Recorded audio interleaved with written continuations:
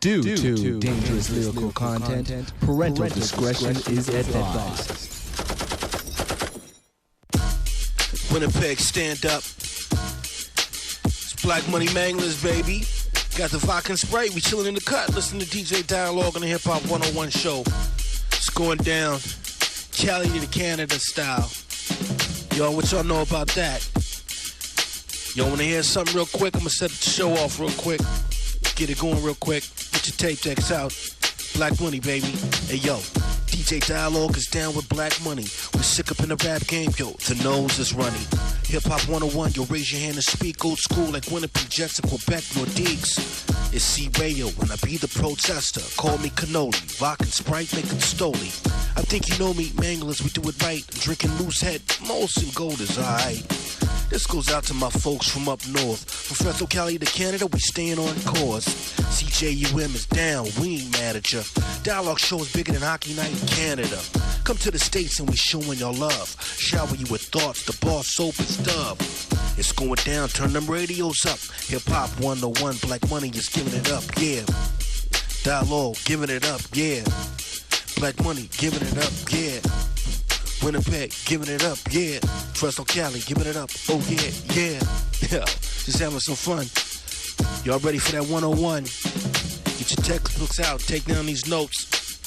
Raise your hands, get this extra credit, baby. Black Money.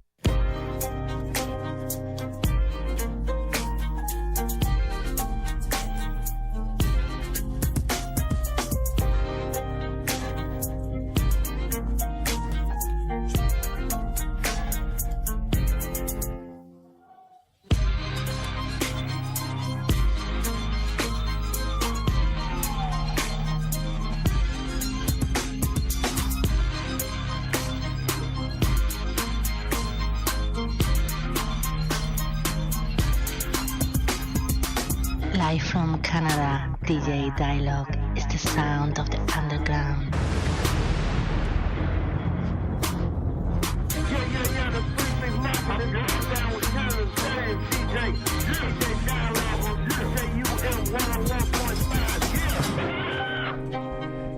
Yeah, what up, Manitoba? You're locked into 101.5 UMFM. This is your host, DJ Dialog. Hip-Hop 101 every Wednesday night, 11 p.m.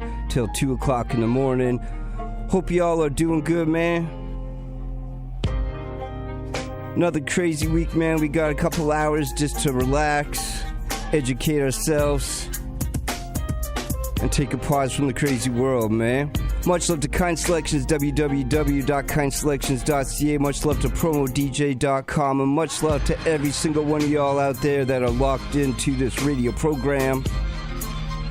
Tonight, man, we had talked about it the last couple weeks, and we're going to be bringing something special to y'all. I got a special caller on the phone lines. Hello. Hi, how are you?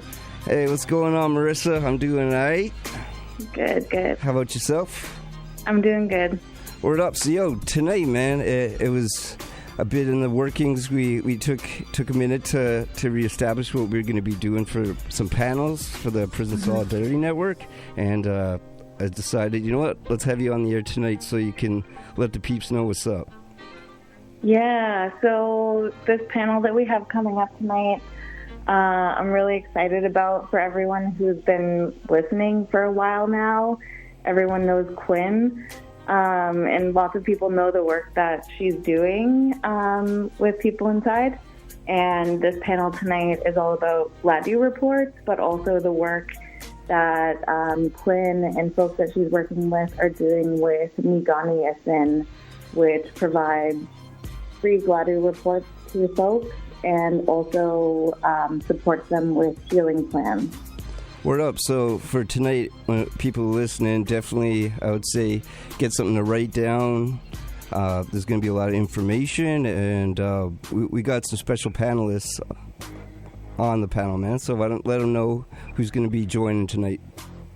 Yeah, so we have Quinn. We also have Quentin, who is Sabe with Nii Gaanii Asin.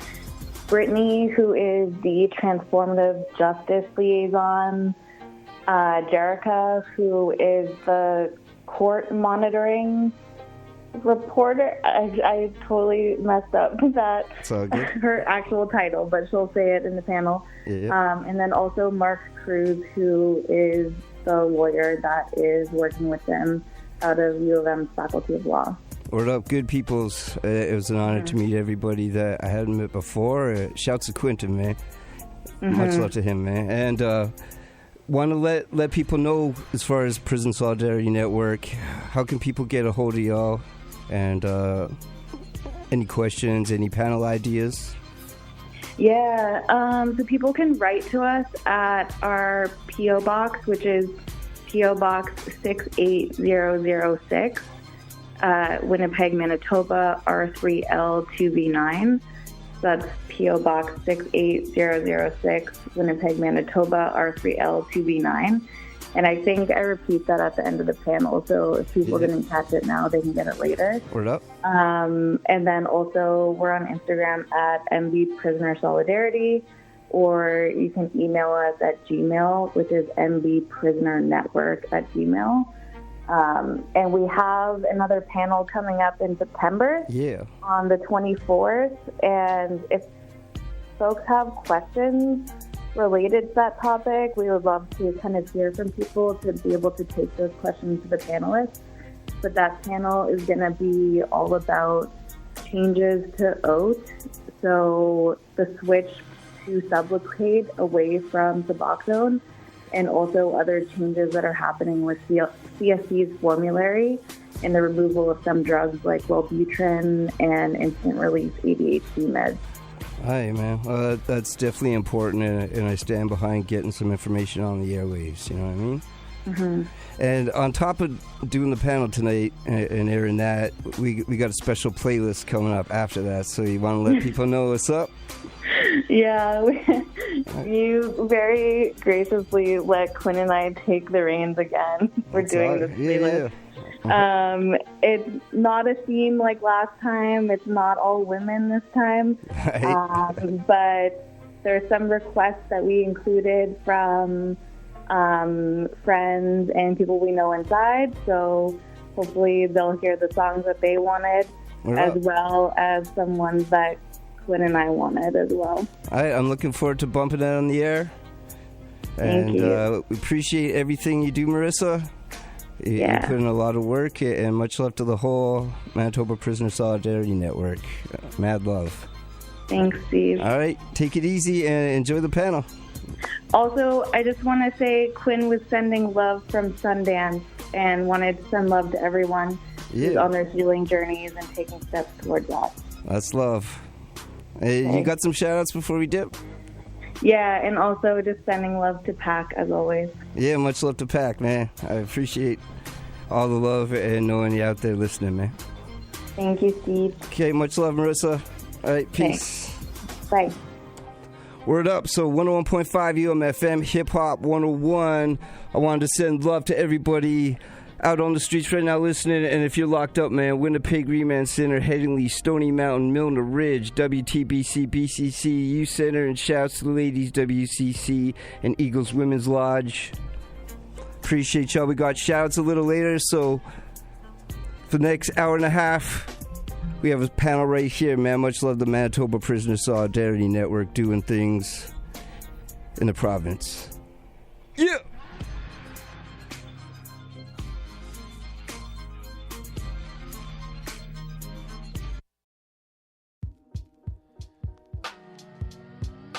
My name is Merissa Daborn, and I am moderating the discussion this evening. Our usual co-moderator, Quinn, isn't with me on this journey tonight because she's one of our panelists, so we'll be hearing from her soon. If this is your first time with us, Manitoba Prisoner Solidarity Network and DJ Dialog's Hip-Hop 101 have been collaborating to bring panels to listeners who are incarcerated. We are recording tonight's panel here in the studio at UMFM, and it should be aired on Hip-Hop 101 in the next couple of weeks. Our panel tonight is all about Gladue reports, and I'm really excited for this discussion and to have everyone here in the studio tonight. I'll have all of our panelists introduce themselves when we get started, but as a brief introduction before we begin, everyone on the panel tonight is here from Nii Gaanii Asin. And Nii Gaanii Asin is a pilot project of At the Root Consulting, which received funding from the Manitoba Law Foundation and operates in partnership with the University of Manitoba Faculty of Law to offer a Gladue clinic that supports Indigenous people convicted of criminal offenses in Manitoba to access Gladue reports and to post-sentence cultural and spiritual support. So to get started tonight, maybe everyone can introduce themselves, share your role at Nii Gaanii Asin, and also a little bit about what brought you to this work. Hi everyone, my name is Quinn. I'm the executive director at Nii Gaanii Asin and also the report writer. I guess what initially brought me to this project was my work with Jerica at EFRI and seeing the ways that our relatives were being treated in the justice system and having a lot of frustration with what we were seeing and experiencing in relation to the work that we did there, and the lack of support with access to Gladue reports in Manitoba. I think I'll leave it there. Hello everyone, my name's Quentin Bird. I'm a helper with the clinic. I just recently started my position.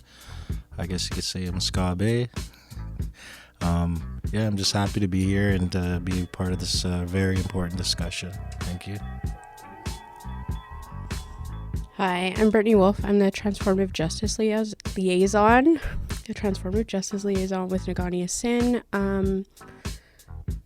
The work that we do is very personal for me, as I've had my own legal trouble, as well as seen firsthand the lack of supports and resources that our people have or don't have. I'm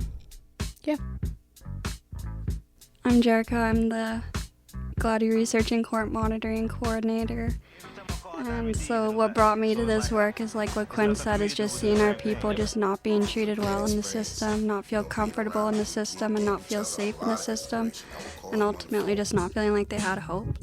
Quinn and I have helped a lot of people over the years, a lot of people with really serious records, people that often the courts say can't be helped, but I think we've got a lot of really successful people out there that would say otherwise. Tanze Minagisagao no Wagamaganak, Sungena de Nina, Soto Cree Muscapeting Treaty 4. Good day, I'm Marc Kruse. I'm the Director of Indigenous Legal Learning and Services at Robson Hall, University of Manitoba Law School, and I'm the supervising attorney for the clinic. And I'm also a practicing defense attorney with Reese Dick Regala Law Offices, so I've been a practicing defense lawyer for about 10 years. So my work in this area started as a law student, actually, working with our legal aid clinic. And restorative justice and incorporating Indigenous legal orders and our protocols into the common law is something I've been trying to do since I got my license. But in my new role as the director, there's a lot more opportunities for me to expand on that network through students and projects like this and other partnerships. And so through our Indigenous legal clinic, we'll be able to have students participating in our court monitoring portion of the project. It's going to be led by Jerica. And as a supervising attorney, I sort of oversee some of the more admin side of things when we're dealing with correctional services and that kind of thing.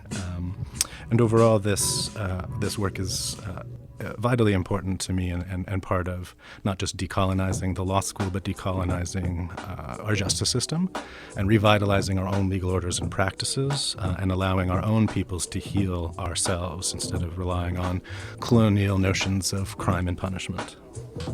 Okay, thanks, Mark. So I very briefly introduced Nii Gaanii Asin at the beginning, but I would love for all of you to kind of more fully introduce the clinic and share a bit about how the clinic came about. How did each of you become involved in the clinic? Some of you have already touched on that a bit. And also, what is the scope of the work that you're doing with this pilot project? So the clinic started with Jerica and I filling out a proposal to the Law Foundation. And initially we had only asked for funding to just write private reports, and then that evolved into a bigger proposal to incorporate aftercare and support for people when they were getting out of custody.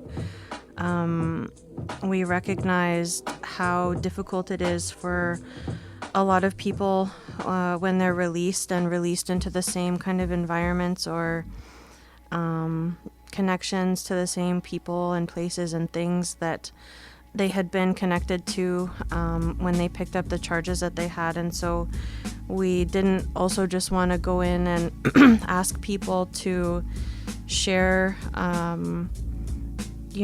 their story. Some of those things can be really hard to talk about, can be really hard to bring up again. And we didn't feel good about going in and asking people to do that and then just not continuing a relationship with them after. So that was kind of the motivating factors that we were considering as we developed the initial proposal. And in terms of the scope, we have a big focus on healing plans through access to ceremony. Brittany does a lot of the aftercare support, and now Quentin is helping her with that to connect with relatives when they're in custody, when they get out of custody, and to make sure that those pieces that they said that they want to work on are things that we can actually support them to be able to do. So there's lots of different components to that, and maybe you want to talk, Brittany, a little bit about what that looks like. So it's really on like a person-to-person kind of basis because everyone's journey is different and their stories are so different. So it could look like just connecting them to different resources like housing, counseling supports, also ceremony. We also work with Rob, who's not here. He's a big part of that. So sometimes it's just having someone to like be on your side and, talk to. Yeah. And the project came to the university in part through the Access to Justice network that we put together at Robson Hall through Natasha Brown and our legal clinics and our prison law clinics. And so the project was sort of brought to me in that, as just described. And then we were asked sort of to blue sky, meaning what did we want to try to achieve? And so we were able to include a court monitoring process. So we're also going to have students and lawyers in the courtroom while reports are being read and hearing how the lawyers are using it, how the judges are using it, and then also giving us some data on are we making an impact with our reports and with our ceremonial aftercare. Can we sort of challenge these mandatory minimum ranges when they're not actually mandatory minimums, but our court treats them as such, and really push what I think the spirit of Gladue was, which I think we'll get to in a minute.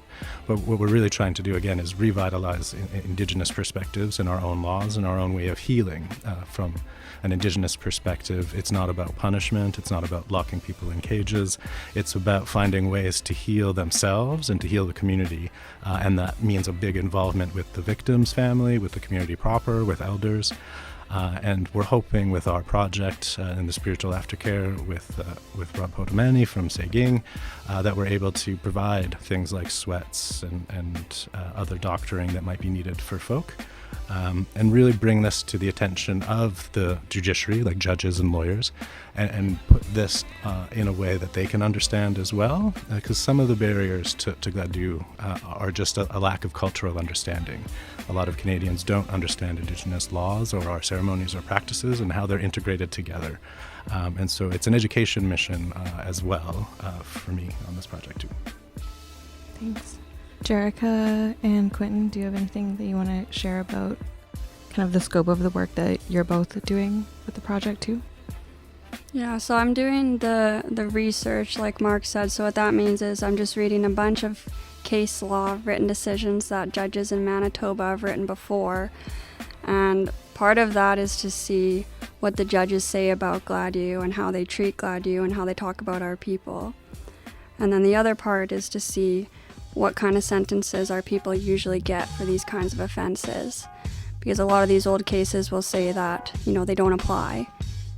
Gladue doesn't apply. And I know there's a lot of people out there who've been told that, they should save their Gladue for something big. And then you do, and then you're in there and you're hearing the judge say, oh, it doesn't apply.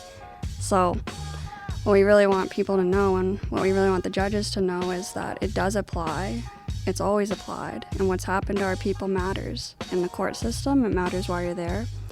And so what we're really trying to show with the research is that when this is done properly, when your story's told properly, and when you have the right help at the right time with the right people, that you can move past this, and also that you can maybe hopefully, get a different sentence, and not necessarily just a lesser sentence, but one that gets you a good outcome in life too. So for me, this is a very personal mission because, I spent a lot of my adult life incarcerated, and I've used the Gladue report. And I remember back when the Gladue report and a pre-sentence report were a separate thing, and now it seems that the latest one that I had done, they're combined, right? And I noticed that it took them literally 2 hours to complete, for them to go through everything that had to do with my upbringing and intergenerational trauma, cultural disconnection, stuff like that. And yeah, I was kind of taken back by that because I noticed the difference. So I think that what we're doing here is very important because like I said, I've been in and out of, the justice system for most of my adult life. But what's different this time is that I had a team of support when I got out. Actually, when I got released, I started volunteering with an initiative called Spirit Horse, and they basically took me and they put me to work. They took me out on the land, had me harvesting wood, picking grandfathers, scobbing at sweats, that type of stuff. That identity piece that I was always missing. I think that's really important. So with that, I ended up meeting Quinn. Quinn asked me, a couple of us, Aaron Hill and I, to come and speak. What was the class again? I think social work students. And they got to ask us questions about how easy it was to go from the CFS system into the justice system, and what we can do to kind of like bridge those gaps. And it really made me think. I'm like, wow, I couldn't believe people are actually asking me these questions, because I used to go on rants about this all the time. But yeah, given the chance, given the opportunity with the right people and the right supports in place, you can make those changes and ultimately become a better role model for the younger generation and make our people better as a nation, right? So I think I'm here for a reason. So I'm just happy to be here. Yeah. Okay, thanks. I think what you were saying with your comment about the PSR reports and the Gladue, I think is really important and takes us into this next discussion that I want to get into, which is to take some time to give our listeners some context on what Gladue reports are and why they're important.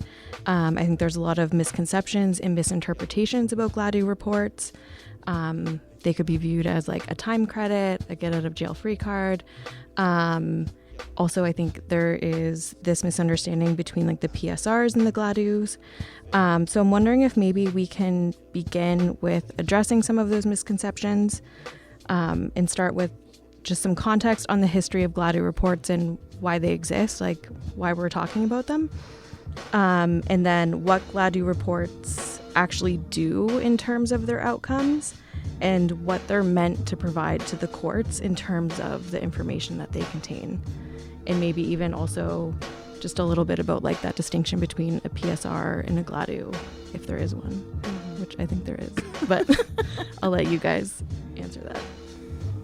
Right. Well, this really all starts our Gladue discussions with the amendments to the Criminal Code in 1996, where they included a section of the code, 718. 270. Thank you. Which is that information about the history and background of all offenders is supposed to be presented to the judge with a particular attention to Aboriginal offenders. And so I'll stop there. In this discussion, we're going to talk about Gladue in an Indigenous context, but I think the spirit of what that legislation meant was that this incarceration is supposed to be the last resort for all people, that context matters for all offenders, and that we really needed, and it was pushed from the legislation for the judges, the judiciary, to think about sentencing different, and we haven't gotten there. But in 1996, the government recognized that the over-incarceration of Indigenous peoples was at a crisis, and they were looking for ways to, this is their word, ameliorate the amount of First Nations and Indigenous peoples in custody, meaning let's find ways and pathways to lessen it. The Gladue came out in 1999, so that's a case. That's why we call it the Gladue, because that was the name of the case and the offender in that case. And that was the first time the Supreme Court was able to talk about those new sections. And that's when they came out and sort of specified all of the things that I just said. Sentencing should be a last resort. Prison should be a last resort at sentencing. We need to look at new options. We need to expand the parameters of sentencing. We need to be more creative, is how I hear it. And that led to many jurisdictions, many provinces, creating what we call Gladue reports, or pre-sentence reports, as we do them here in Manitoba. It also inspired other jurisdictions to create their own courts, like Ontario has a Gladue court system. There's the Cree courts in Saskatchewan. So there's been innovations that happened, but it hasn't been unified across the country. The response has been different from different provinces and different governments.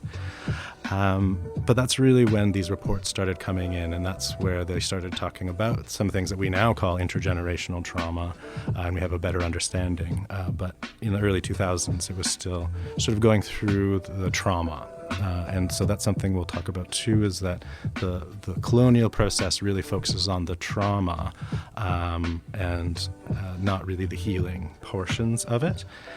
And those reports, again, were continued on. We had a case further on in 2012, RVI Peely, where they basically said, we told you in that 1999 case that you needed to change things and do things different. Here we are a decade later and nothing's changed. In fact, rates continue to get worse.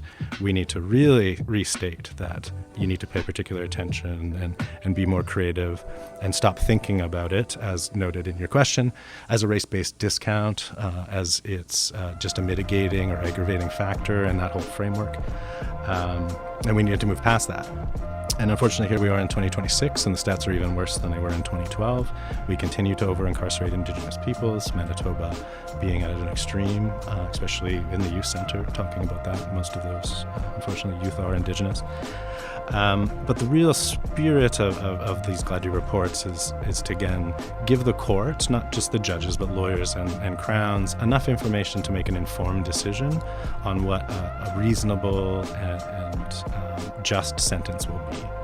So that's a bunch of the legalese and the legal history. But if you go back to the legislative floor, they really acknowledged this at the time. And in 1996, there was a real restorative justice reform happening in Canada. And then it just peaked and unfortunately seemed to have fallen off until the TRC sort of picked up attention again in 2015, 2016. And I think that's when we started seeing reforms. And just because I know the provincial court might be listening and other courts, we know that there's been positive movement forward in recent years, but it's still not really touching on the actual stats and the problems. But I know most levels of the judiciary, the judges at King's Bench, Court of Appeal, and the provincial court are trying to open their minds to Indigenous legal orders, to Indigenous worldviews and ways of knowing, and expanding those into hopefully some interesting areas. But I think I'll leave that sort of as where we were with Gladue and Ipeely, and I think Jerica's been looking at some more recent case law here in Manitoba. Yeah, unfortunately, and sorry to any judges that are listening, there's some common things that are still happening in the cases today. You know, we have judges who are putting out cases in 2025 still using the term Aboriginal. We have judges who are putting out cases where they're giving a sentence at the end and they're reducing it for what you normally hear sometimes in court is totality. Well, they'll say the sentence is too high. We're going to take it down a year or two to make it more reasonable. There's still judges now that are doing that with Gladue, and that is the exact opposite of what the Gladue decision said in 1999 and what IPLE said in 2012, and that is essentially why we're still getting this race-based discount, trauma discount. And really, I think that's the issue, is just what's in the reports, and by the reports I mean the PSRs in general, is that all that is there is the trauma. Whereas when you get a proper Gladue report that's written by an Indigenous person, it's not only just about the bad things that happen to you, it's also about the whole history of your community and all the things that have happened to your community. It's not just about the bad things that happen to you, and there's also positive things in there. And I think that's really what's been missing in the information before the courts here, is that a lot of times you just have, maybe your defense lawyer is just giving a little speech for you real quick, and then that's not enough, right? And sometimes the judges here still are not asking for more information. So what we're really trying to do with these reports is make sure that they are fully more about you and your history and your community's history, and not just about the bad things that happened to you, because ultimately what the report should show is what's happened to you, where nobody's helped you, and why you are where you are now. Because it's not because you're a bad person.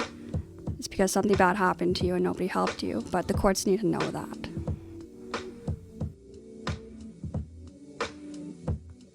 Anything else to add to that, Quinn?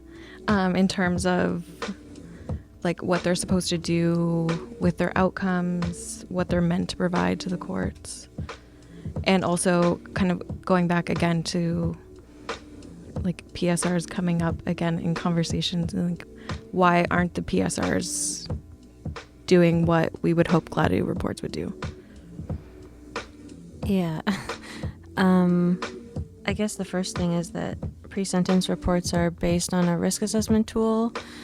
And so I think that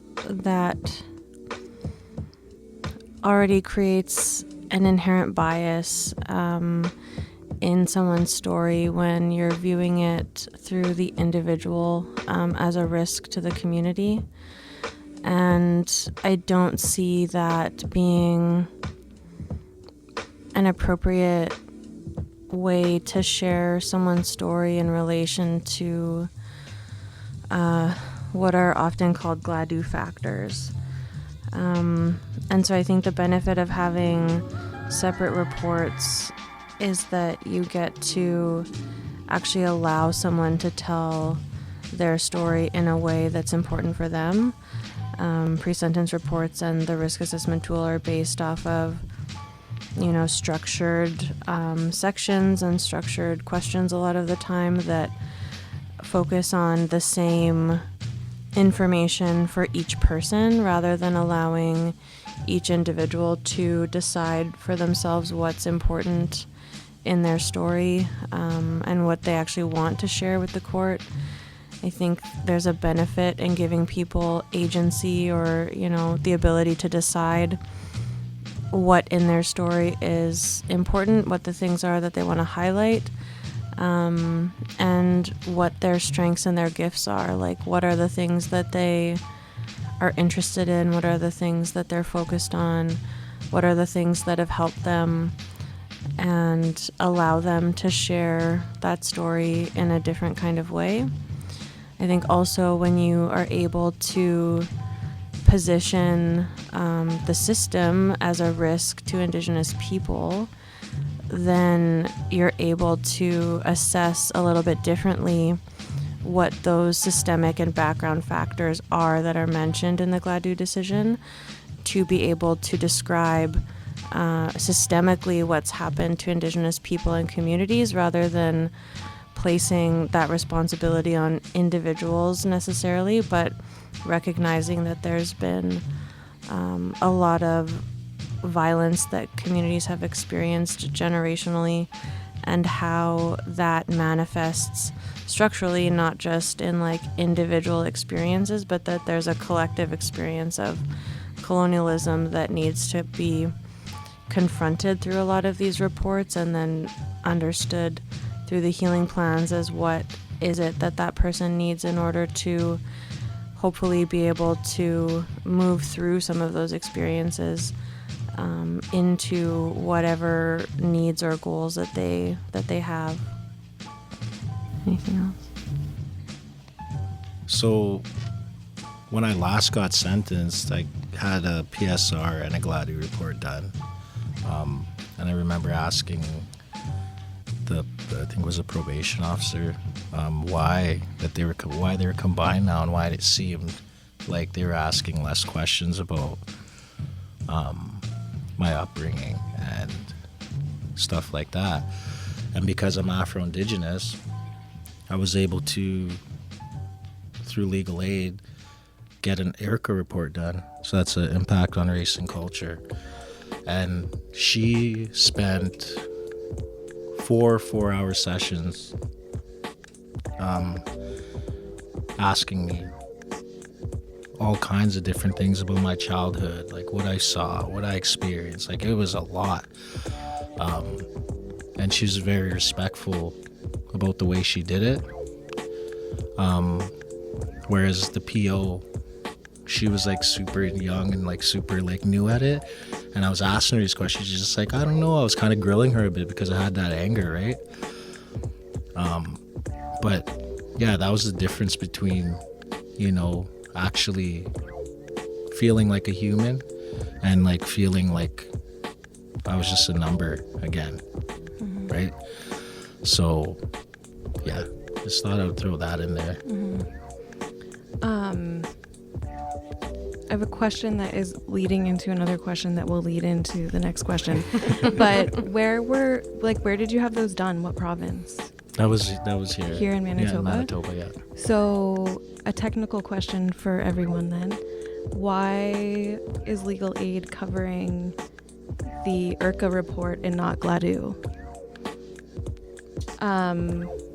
It's a funding issue, and there is funding for IRCAs from the federal government at the moment. And so it's actually outside of the legal aid budget. But as to why legal aid's budget doesn't include monies for proper, what we're calling Gladue reports, but we're hoping much more to be calling them cultural reports or individual reports, and moving away from some of that adversarial colonial language itself. But when it comes to this issue of IRCAs, and even with IRCAs, that funding might run out, and then we'll have to find another spot and space for that, and maybe another clinic. In fact, I know the law school is looking into ways of supporting the IRCA reports in similar ways that we're doing in this project without the root. But at the end of the day, it's the funding, and that's set by the province and the Attorney General and their priorities. And the reality of these reports are it takes a lot of work. 4 4-hour sessions. I know Quinn spends that much, if not more, with some individuals and some of our relatives, depending on their needs. And especially once we come into the aftercare plan, which is so individualized and takes a lot of coordination. And Brittany does a great job at, making sure people get picked up at the right time and things like that. But budget and money is always an issue, especially when it comes to any prisoner rights or criminal politicking. It's not something that the general public is typically in support of. And so politicians don't have a lot of political pressure to say, hey, let's make reform and let's talk about how we can make prisons a place of actual healing instead of warehousing and just becoming a number. And an othering. And so part of that colonial project is always that othering. And unfortunately in Canada and specifically Manitoba, those folk tend to be Indigenous in some ways. But a funding issue is what legal aid will say at that. And then it's always between the feds and the province. And we get back to all the reasons why we even have the Jordan's Principle now, because the feds and the province play those games. Yeah, and also just to add on that, every other province except for Manitoba and Saskatchewan funds private Gladue reports. And it will not be surprising to know that the percentage of population with the highest percentage of Indigenous people is Manitoba and Saskatchewan. So that's a lot more reports than they're writing in Ontario or BC or Alberta or the Maritimes. But at the end of the day, there's more of us here, so we should have access to this. Mm-hmm. And I mean, just to kind of understand that context a bit, because obviously I'm aware of like the jurisdictional disparities in accessing Gladue. And in other provinces, is that largely being funded through legal aid, or are there different mechanisms that gets funded through? They're usually splitting it. Like the federal government will put some in, the provincial government puts some in. Some of the other provinces' legal aids just have it built into their budgets. But it really just depends. I know Ontario's been funding them since the early 2000s. Mm-hmm. And then there's also some jurisdictions that have what they call Indigenous courts or Gladue courts that kind of have those considerations built into the entire court process. So when I went to Indigenous court in Calgary, there was a lot more openness to understanding what someone was going through in their personal life or, you know, their family circumstances throughout the court process. So people were able to go to court. The judge would ask them, like, how are you doing? If someone didn't show up and their lawyer said, oh, you know, their phone isn't working right now, or they're living somewhere where there's no electricity, they don't have Wi-Fi, it wasn't an automatic, oh, well, let's breach them, let's put out a warrant, let's pick them up. It was, okay, well, how do we get their hydro turned on? How do we get this person a phone? And so I think, you know, some of the stuff that Marc was talking about in terms of the ways people view Indigenous people in Manitoba contributes to a lot of that. I think also the reports that are done in other jurisdictions, they don't go into the same level of detail because the court has been doing it for such a long time that there's a better understanding kind of more broadly. I don't know if you want to talk about judicial notice at all and what that kind of ties into, but the court has more context in terms of what Indigenous people in those jurisdictions have experienced because, like Jerica said, it's been funded since the early 2000s. And so that means that you don't have to write a 60-page report for someone to explain the context and experience of colonialism because the court already has that background information, and it's, you know, kind of more expected. Alberta's kind of losing that right now with some of the legislative changes around cultural competency, but I don't know if you want to add anything to that. Yeah, so judicial notice is essentially, that's just the stuff that judges are expected to know. So we're able to kind of bypass going into details. You can tell, say, Your Honor, take judicial notice of this because the judge should know it and we know that the judge should know it. So you don't have to go into the details. But the issue is that I think we need to accept that a lot of people know a lot less about Indigenous people than they think they do. People might think they understand, okay, well, I got residential schools and they know the 60s scoop, you know, they know the big things, but they don't know about each individual community. They don't know about their history. And so at the end of the day, that's really what matters when you're before the court is what's happened to your community, what's happened to your home, what's happened to your family, not just what's happened to everybody. Thanks. I mean, I find it's striking, and I had a question that I was going to ask you, and I feel like you've all kind of like already answered it already, but the question was essentially 3 decades following the Gladue decision, why are we still seeing Indigenous people being warehoused in prisons? And I think some of what we've talked about gets to that in the sense that we're not seeing Gladue being implemented in the way that it I guess to use Marc's words, like the spirit of it isn't necessarily being taken into consideration. And I guess going back to the pre-sentence reports as well, and like the distinction with those, and Gladue, I'm losing my train of thought. I had a question about it, and I guess it's gone. It's out of here. We're not going back to that. Yeah, it has left the room. I guess maybe it'll come back and I'll come back to it. But again, thinking about Gladue here at home in Manitoba, and the structural challenges in terms of how it's been implemented, I'm wondering if we can also talk about how case law in Manitoba has impacted the way that Gladue is understood. And like Jerica, you were just talking about also just like the challenges in terms of like people might think that they know about Indigenous people, but they really don't. Like the competency or understanding isn't there. But also in terms of the case law, what are we seeing in terms of how Gladue is being responded to when people are coming in with Gladue reports? Like how are the courts responding to that? It's a mixed bag, and it's really judge dependent. And so some judges are very, very, very good with it. They can do a full analysis. They have that background knowledge. They know the secondary sources, which is like books and other things.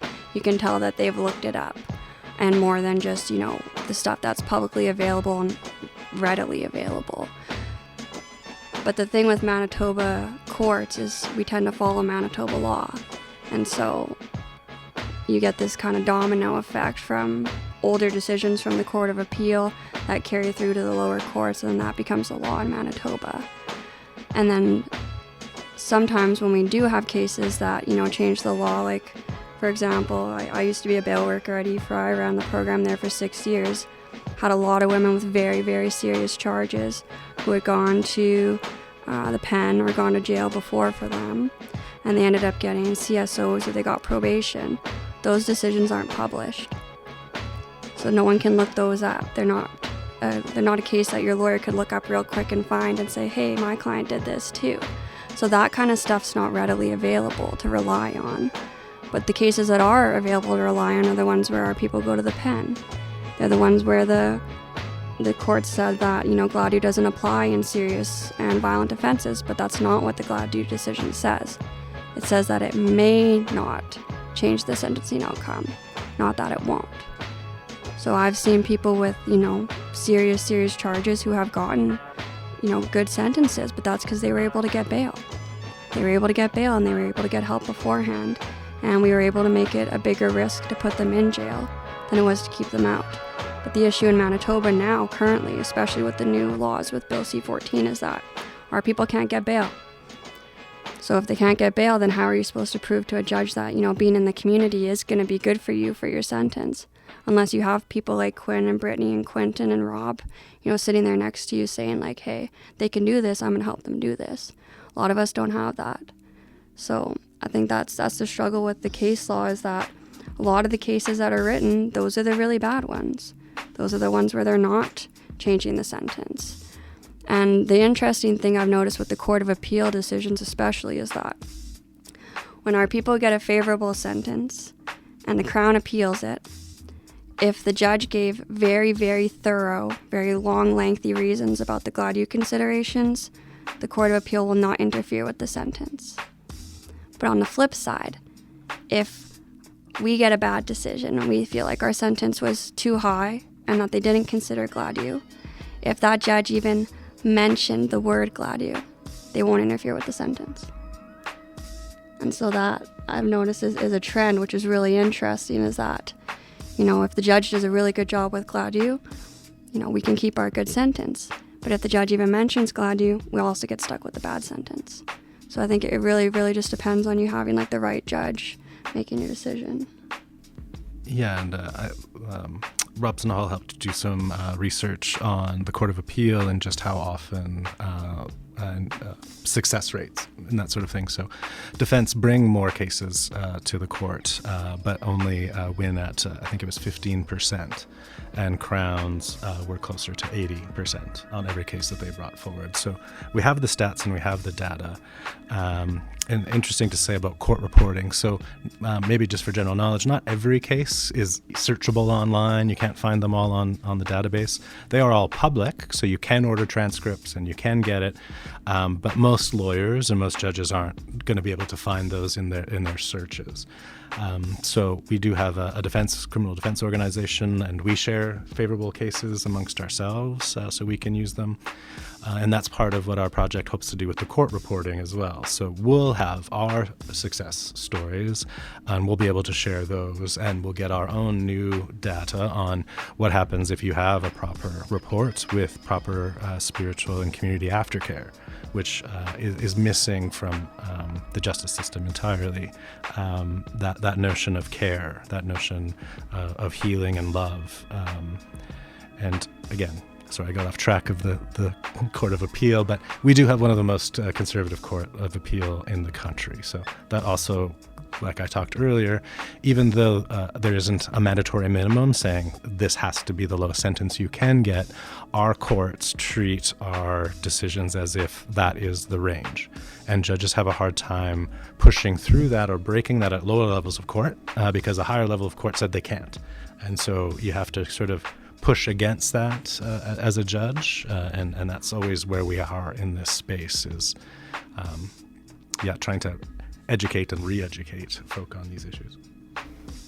Yeah, I'm just thinking about, in terms of scope of the project that we talked about earlier, that was one of the things that we wanted to focus on when we were developing it, was having serious or violent offenses be the scope of eligibility. So in addition to readiness for following a ceremonial healing plan, eligibility was also that the offenses were considered serious or violent offenses, to be able to look at if individuals are receiving the level of support that they need and are asking for. Can that prevent recidivism? Can that impact getting new substantive charges, so not just breaches, but like picking up like new serious offenses? And one of the things that we hear a lot of the time when we're asking about what was going on at the time that you picked up this charge is, there's a lot of people who are experiencing grief that they weren't receiving support for. There's a lot of people who were released on bail or on undertakings and put back into the same situations that they were trying to navigate before, without any kind of support or connection to any kind of resource or housing or income. None of those things were made available. And so we see these patterns so far in the reports that we've done that looks at, people with lengthy records, people who have done a lot of pen time in some cases, who have said, I really want to do this. This is what I need. They're able to identify it. They know what it is. And having the court say, well, look at your record.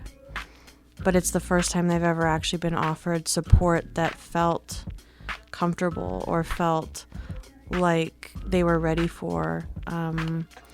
And I think that's an important component too, is that it's not just about what does the law say, but it's also like, what is this person's readiness to actually engage? And, you and I have talked about this before.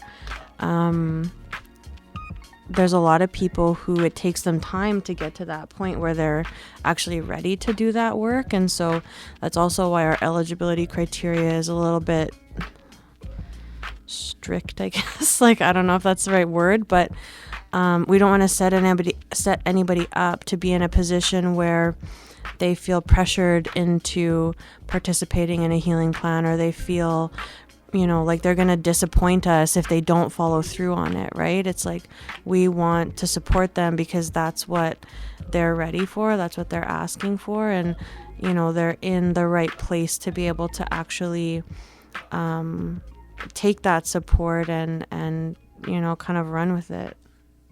Yeah. Okay. Before we kind of circle back to like talking about the work with Nii Gaanii Asin, I have one kind of final court-related question, which is, we've maybe touched on this a bit already, but why do you think the courts have a hard time engaging with, responding to, and actually understanding Gladue reports? And is that maybe challenging here too, in the sense if they're seeing more PSRs than Gladue reports also, does that factor into it? Yeah, I think a lot of the issues come from the PSR Gladues themselves, where it's just that trauma dump. And so when people are just reading about all the bad things that have happened to someone, they get uncomfortable. But you're reading it about the person who's sitting right there who actually lived that and experienced that. Like, I think they're probably a bit more uncomfortable. And I think judges and, Crown attorneys and, even some defense lawyers struggle with understanding what that has to do with them being involved in the criminal justice system. I think it comes from a general lack of understanding of what a real survival crime is. Because it's more than just stealing bread from a grocery store. Right? Sometimes, you might be stuck on the streets, you don't feel safe, and someone says, hey, if you go do this, I'll give you somewhere to stay for a month. You might do that. If you have no other options, you might do that. I think people wonder, well, why would someone do such a thing? It's like, well, people are desperate. They're just trying to live. They're just trying to get by. They're not thinking about, the impact on other people. They're thinking about, what am I going to eat today? Where am I going to sleep today? How am I going to stay well today? And I think courts really struggle with that, because if you've never been in that position, you don't understand what it's like to not know those things. What are you going to do that day? And I think that's really the struggle, is just, we always think about the community, but our people know when we've caused harm to the community. We're well aware of that. We have a lot of shame for things like that. And I think the courts think that, maybe we don't care about the public, but I think if anything, we care a lot about the public, and there's a lot of people sitting in custody right now. They're thinking about what they did. They feel bad about it. And they're not trying to justify it by saying they did it because of what happened to them. But it does help bring a bit of context, and that's the purpose of Gladue, is to bring that context to understand why someone would be in such a position. So I think that's the disconnect, because you don't know until you know. You don't know what you don't know, right? Yeah, and I think also that violence against Indigenous people is so normalized that, you were talking earlier, Jerica, about when people, go in and get sentencing submissions that are just kind of like, okay, yeah, residential school experience in the family, alcoholism, child welfare. So that narrative about Indigenous people, I think is so ingrained into kind of common rhetoric about Indigenous people, and that is really rooted in racism and all of the things that drive those ideas. But I think it's also this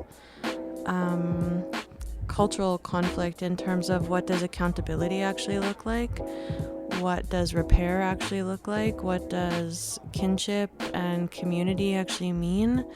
And how do those things get brought into a dynamic like sentencing, which I think is a lot of what Gladue was asking for, is, or there was opportunity for it that was created through the Gladue decision, is how can community get built up in order to support this person so that they're not going back to what they were doing, if that's what they really want to do. And so I think having that become so normalized is that, like Jerica said, there's a lot of assumptions about the experiences of Indigenous people.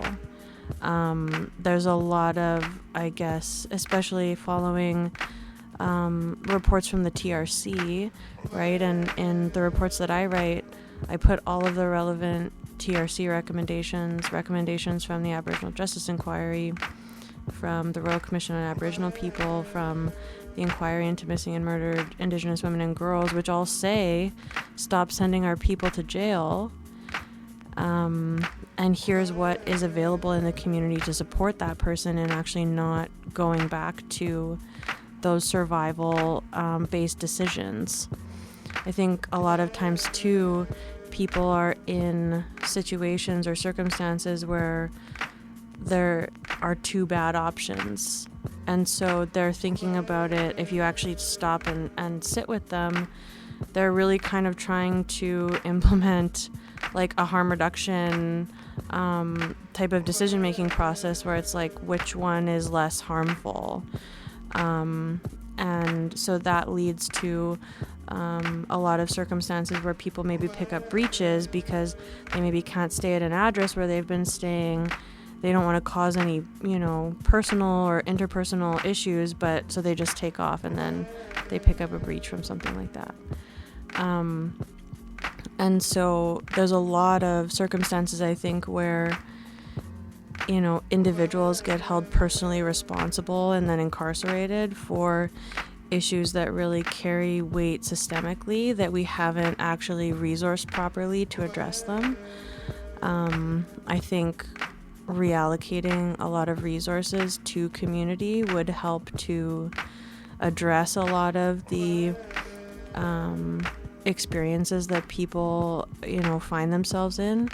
And, Quentin and Brittany and I have talked a lot about that. Like, you said earlier, when I had that team of people around me, like, I was good. Yeah. Like, right? Absolutely. Yeah, like, every other time I was only asked, when my release date was, I was only asked, do you need a ride? And where are you going to be? Where's your address? Those are the only two things they asked from your case manager. So, you kind of, they kind of kick you out and good luck. And you get put in these same positions standing at the bus stop at Unicity, with clothes that don't fit you because you put on some weight while you're in. And, two different shoes, whatever. You got cotton flip-flops, whatever. And you're just standing there and you're lost. You don't know what to do. You don't know where to look. Do I go back to my family? I could go back to my aunties, but they're drinking there probably right now. I could go to this cousin's. Well, this cousin's slanging dope. Like, what are we going to do? What am I going to do? So what do we end up doing? We end up going right back to the ghetto, right? And then we go find the friend that's drinking, partying, making money, because we just want some new clothes. So when I got released this time from Winding River, the therapeutic community, we made steps, we made plans. We had the program facilitators actually say, hey, what do you need from us? Here, I know this program that just started up. It's called Spirit Horse. Check them out, And then from that, I felt like, and they welcomed me open arms, took me to ceremony, took me to Sundance, helped me face some of these things that I've been holding inside for years. And I think that's what it's all about. It's all about that support and that connection, the sharing of resources. Like, if I can't help you, I'm gonna find somebody that can. And I wonder, Brittany, if you want to talk about seeing some of our relatives kind of start their ceremony journey and really embrace it, I guess. Yeah. So as part of our pilot, and this healing and aftercare plan for each of the reports and the relatives that we work with is reconnecting them back with our ceremony and our culture. And everything that goes along with it, with whether it's, finding ceremony family or, dealing with some of the trauma that they have and healing in their ways. I lost my train of thought. Yeah, like we've, and everyone's journey is different. So we have people who have been in ceremony families before and lost connection when they get into, the legal system. And then we have other people who have never like set foot on ceremony ground. And even as recent as like a couple weeks ago, having someone like come to the car and be like, first time being a scabe and coming like, I got an eagle feather, and like just being like, you can see it's so night and day. Someone who is not engaged was like, well, I don't know what to do, well, I might as well just go to jail. And then a month later being like, when's the next Sundance? You know, and realizing that there are other options besides jail. And I think the system is very programmed for us to think that that is the option. And in my own experience, just I've been in the position where there are no resources, no support, ending up at jail.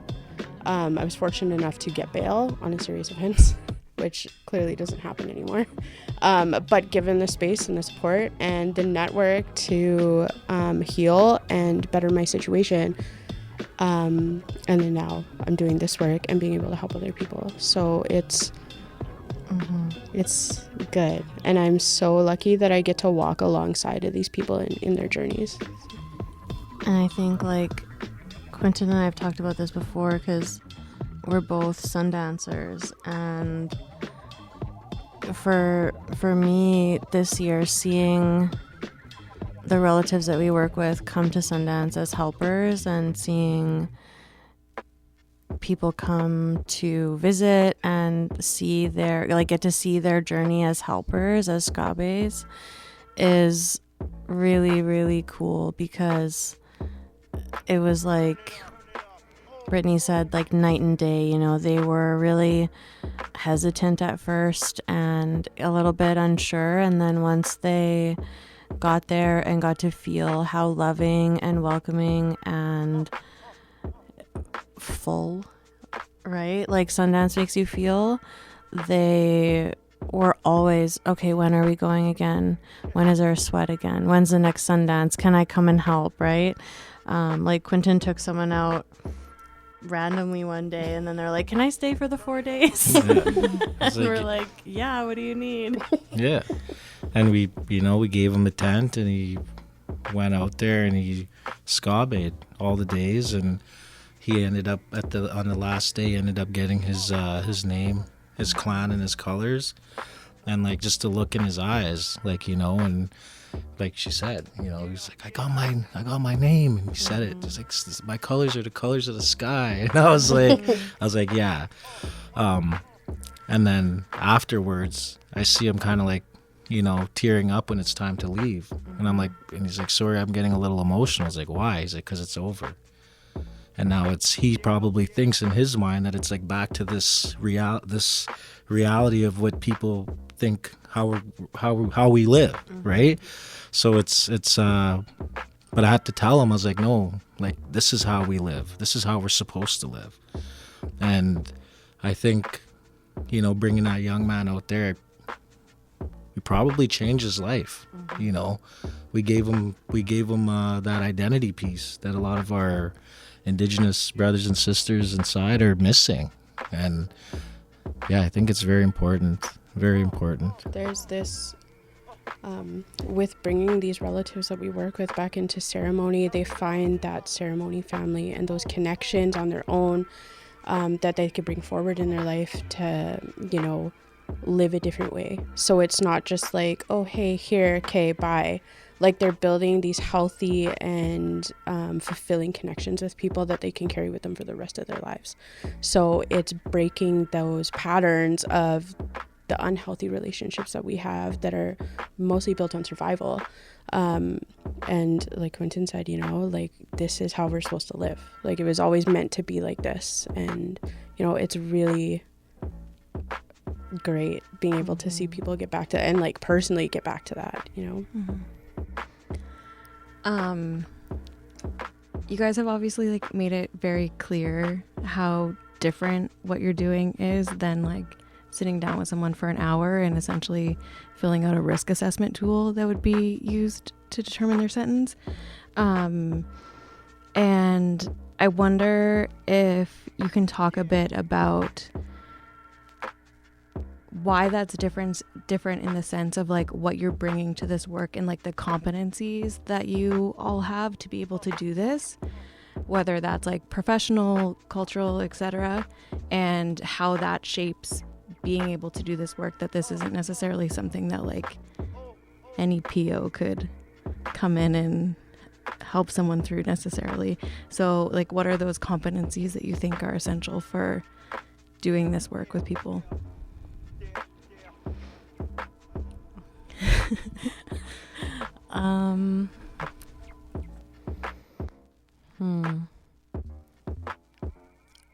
I mean, I think for me, like,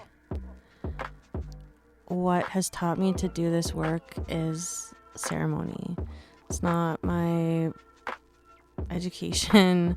It's not my work experience. Those lend to how I work, but it's not what informs it. It's not what carries me through it.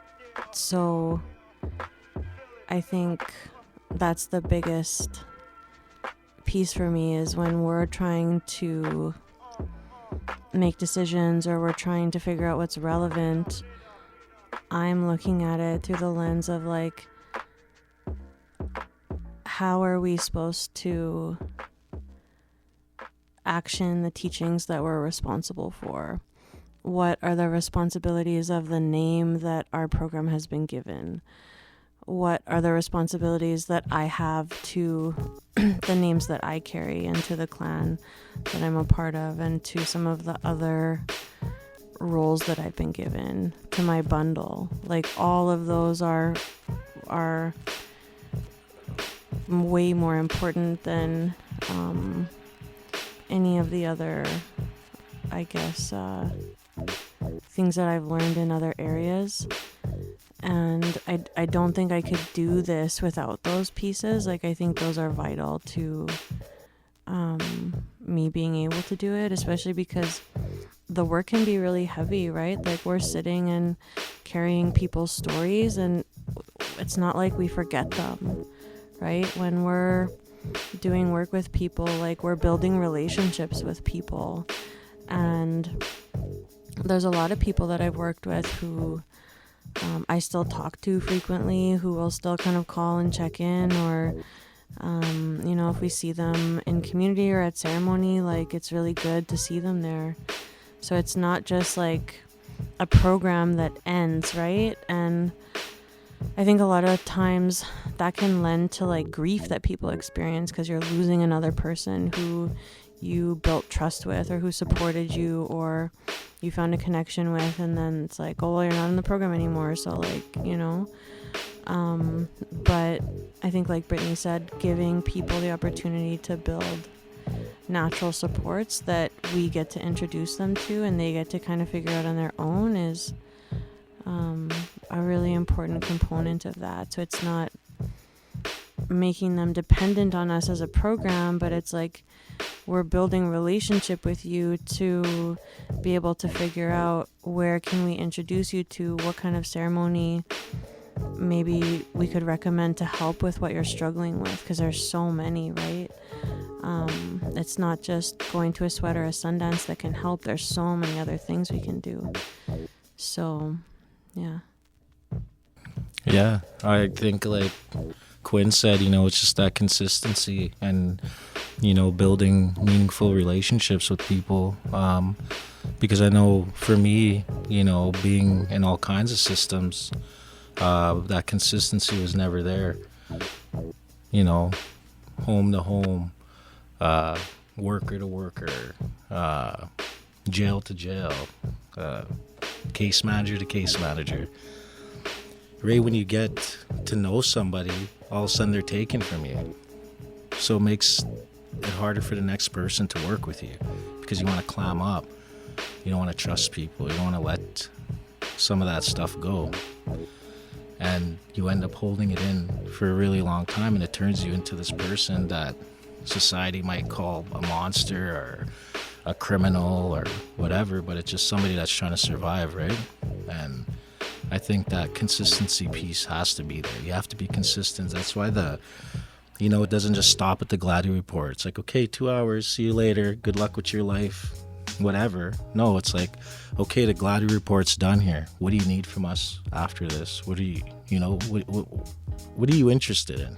Like, just simple questions that I guarantee you, like, some of the participants, when they got their Gladue report, they were shocked that people even asked these questions after. They're like, what? You care? You're asking what you're actually asking how I'm feeling after this report? Because, like, I just tried to unpack my whole life in 2 hours. You didn't even give me a smudge or anything after. You just sent me back to the unit. Like, you know what I mean? And then you got to go ask the guard, could I get the smudge? And they're like, oh, yeah, well, when we have time. And then you're just sitting there with all that. I think for the question of what can POs do different, I think what we're trying to say is it's inappropriate in some ways for probation officers without any cultural literacy to really expect to be able to do this work. And a probation officer has lots of things to do. And so this is just something else that gets put on them. And in many ways, coming back to that funding issue, where do we place our resources? So if, as a province or as the federal government's thinking about justice, where are those monies going? And maybe POs should spend more time being able to work with their offenders and their folk once they're in their community, which is what a probation officer should do. They're supposed to be supports. And instead, they're often put in these adversarial roles, just given the structure of our systems. So I think I'm hoping that our project here shows what will happen if we invite community into our court, if judges start listening to what we would consider treatment, not just a psychological assessment or those sort of things, but what does this person actually want? Like just listening to Quinn and Quentin's questions there that they were sort of getting asked and asking, those are questions that are just foreign to our colonial system. They would never ask an offender what they needed to heal. And that's really what Gladue was asking for. How do we come up with better plans to stop the offending? Again, we've had over another 3 decades of over-incarcerating Indigenous peoples. And so obviously the system as it is isn't working. And what the system needs is more care and community. But we live in a society of individuals, and we live in a society where if you ask people, what is your community, they often can't say that. I teach first-year law students and second-year law students and ask them that question, what is community? And they don't have a strong answer, where if you were to go to Norway House or Nelson House and ask them about community, they'll start talking about their grandma and their trap lines and their ceremony. There's a strong sense of community in Indigenous communities that, although we say the word community in English and we think we understand that word, many Canadians have a very individualized notion of what that means, and it's very self-interested, and then they get scared, and it's all about protecting the public because we're a society of people that live in our houses, our own little castles scared, instead of a community that's out there engaging with each other and creating an environment of care and support. Which is, again, what I think we really need to have justice reform is to empower our First Nation communities and our Indigenous communities to have their own spaces, their own courts, their own decision makers, where the common law takes a step back for a bit and allows our traditions to go forward. And First Nations have been calling for this since the treaty era, over and over again. It's consistent what the asks are. It's let us steer our own canoe, stay over there like you said you were going to. We had a relationship. And so what's really going on is a lot of relational denial. Relational denial, as we talk about residential schools, there's that relationship denial. But really the treaty relationship denial is really at the root of the colonial problem, where Canadians and our governments don't see themselves as having those obligations for time immemorial. These are living relationships. These aren't contracts or old documents in the dust. These are living relationships for us, and they need to be revitalized and respected. But many Canadians aren't in a place where they can even understand a worldview where we talk talk about spirit in the same conversation as health or justice, which is the holism of Indigenous legal orders, is you can't separate these things. You can't try to punish a crime without trying to heal the wound or the community, and talk about the larger issues that even led someone to get to that place, to cause that kind of harm. And I think trying to bring it back to like the competencies and stuff is like working at E5 for 6 years and meeting like so many wonderful women who have some pretty deadly records, but they're really nice women, and they just needed somebody to listen to them, someone to help. And as part of that experience, I watched a lot of court. And I watched a lot of judges and a lot of Crown attorneys and even some defense lawyers say some pretty not so nice things about their clients on the record, public record. And like Marc said, it's public record. Anybody can go get it. And when you look at those decisions on the internet, they're reproducing all of your trauma. They're writing it all over again, and anyone can go read that. And so part of this, the accountability that we're bringing to this project, is that in the final report, it's not just going to have, it's mostly those sentencing reports aren't really going to have anything about your trauma or what happened to you. They're going to be about how the judge talked about your trauma and what happened to you, how the Crown attorney talked about you, how your defense lawyer talked about you. But at the end of that, it's going to have how what they said made you feel, because our people are overrepresented at every area in the criminal justice system, but where are our voices? Like, where can we be heard? And that's the reason why I went to law school, because in addition to this, I'm also an articling student with Newman and Company. And so I get to meet people in jail, and I'm getting to interview more people in jail, and I'm getting to start working with men now, which is kind of cool and different. But it's just so obvious, like, just meeting people, like, so many people just need somebody to listen to them and just feel heard and not feel like you're getting poked and prodded for questions and, like Quentin said, just leaving you there. I know that was my biggest thing doing interviews at E5, is I would tell them, like, call me later today if you need. If I'm going to talk about background with someone at the remand center for bail, if I only have 10 minutes, we're not going into background, because I'm not going to open that wound and then just leave you there. I'm also not going to talk about background on a Friday. And, you know, I go at the pace of the person when they're ready to speak about that, because I feel like a lot of our people just get rushed through the system like we're cattle, and we're not. And, you know, I think the biggest thing for me is I was a spectator watching a lot of stuff in the courts, and my role and my clan responsibility is that I'm not supposed to speak for myself. I'm only supposed to speak for my people. And that's Crane clan responsibilities, and so that's what I try to do. And, you know, going to law school and now, you know, working where I do and getting to go to court and getting to be that voice, I'm going to that space, and I'm going to take that space. I'm going to make sure that, you know, our people feel heard, they feel listened to, and they feel respected. Because I've heard some people say some pretty nasty things about some pretty wonderful ladies and some pretty wonderful men, you know, who just, you know, were going through something and they didn't have that helping hand out. And so that's something I always try to do too, is just to bring that healing knowledge that I have, because a lot of lawyers, they don't have it. So I started in community and then went to law. I didn't start in law and then try to go help back in community. So I always try to remember where I came from, where I am. I got a bunch of artwork in my office that's all made from some beautiful women at E5 that helped me out. And, you know, I look at that stuff every day and I remember this is why I do that work, is to help people. And I think that's what makes what we're doing with Gladue different, is it's not about the report. It's about how can we help you not just get a good outcome in court, but get a good outcome in life and bring some hope back to our people. Because I think that's what we really struggle with, is, you know, don't see a way out. We don't see hope. But it is there. There's a lot of people that can be helped if they just, you know, right people, right time. I'm one of those right people, right times. It's really super, super personal.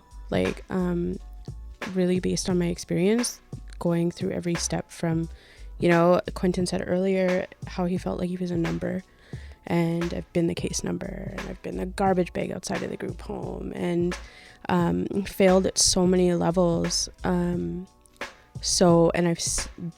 Because I've been through all those experiences, I think it's really healing that for myself, and it sounds, you know, really like all about me. But it's really healing for myself to be able to help these people heal.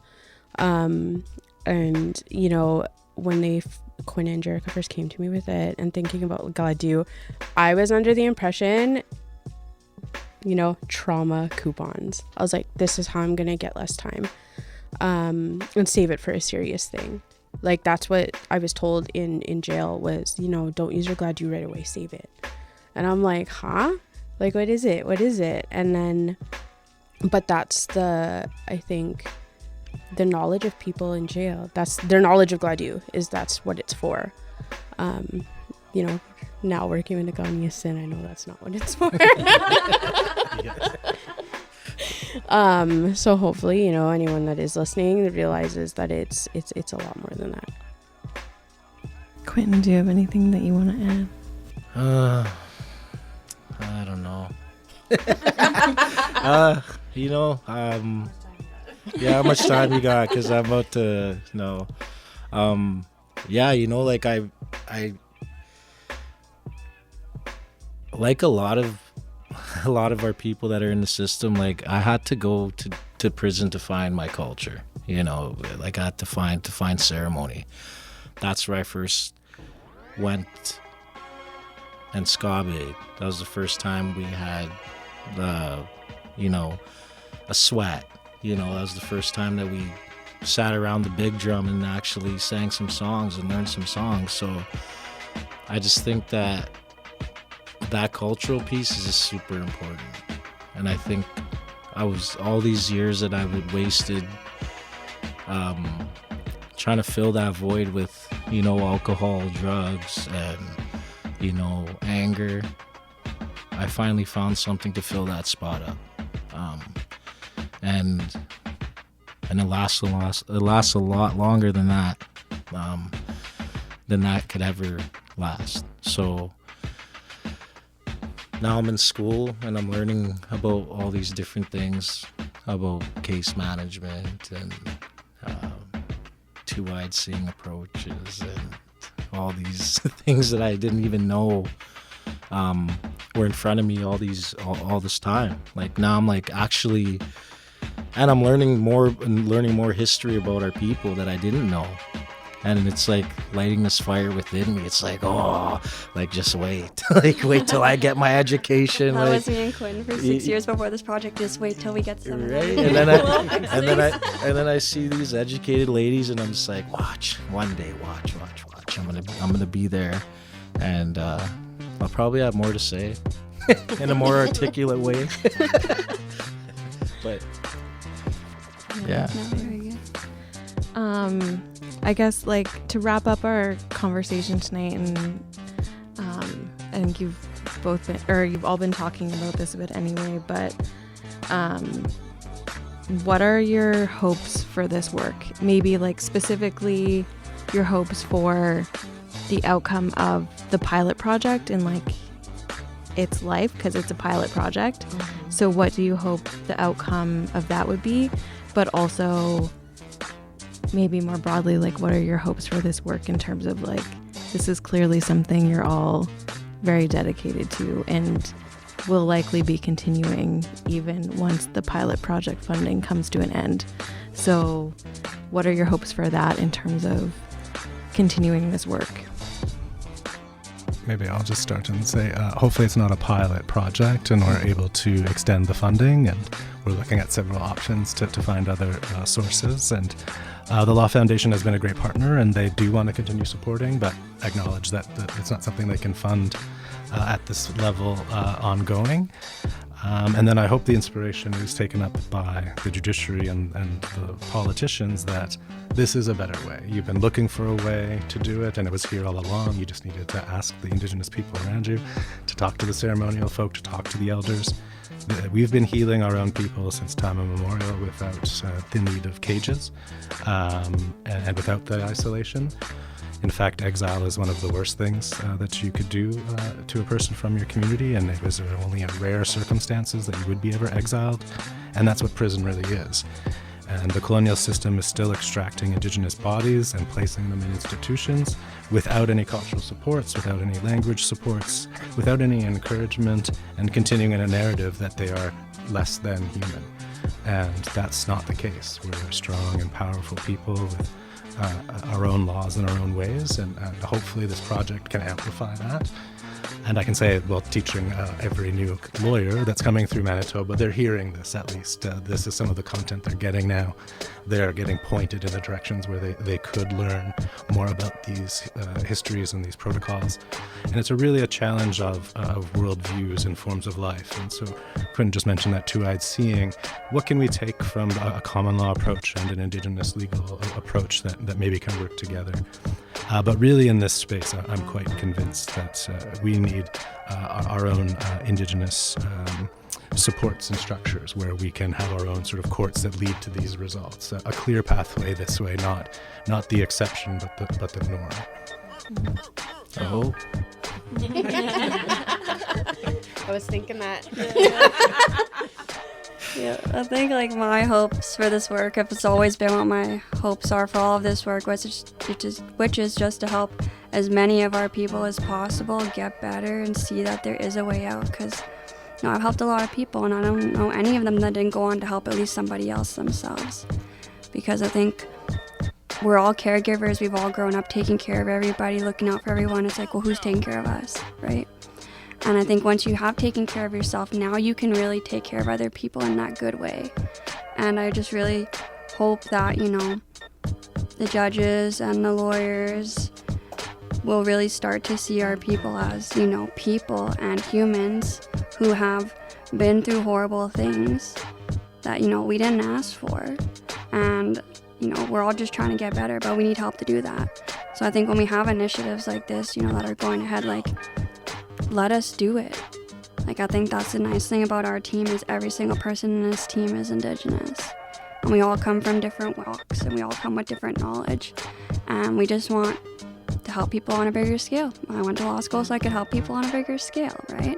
It's just getting as many people as possible to have hope for something better. Because, we're not supposed to be living like this. We're supposed to be living at ceremony grounds. We're supposed to be with each other, taking care of each other, not hurting each other, but you have to have that hope. And I'm really hoping, ironically, that this will reach enough people where they go, hey, you know what? I think I can do that too. Yeah, I think my hope is, I'm going to keep it really simple and fast, that that everybody, our relatives as well as the system, can see with the right support and the right resources and the right people around us that our people can thrive and just heal and be together, and and anyone can do it, and they deserve a good life. We all deserve a good life. Yeah, just hope, bringing the hope back to the people, giving them something to look forward to, and letting them know that there are people out there that are fighting for them. Yeah, I agree. And I also think that one of the things that I really hope for is that we can get to a point where we don't have to share people's stories in order for them to be able to get help.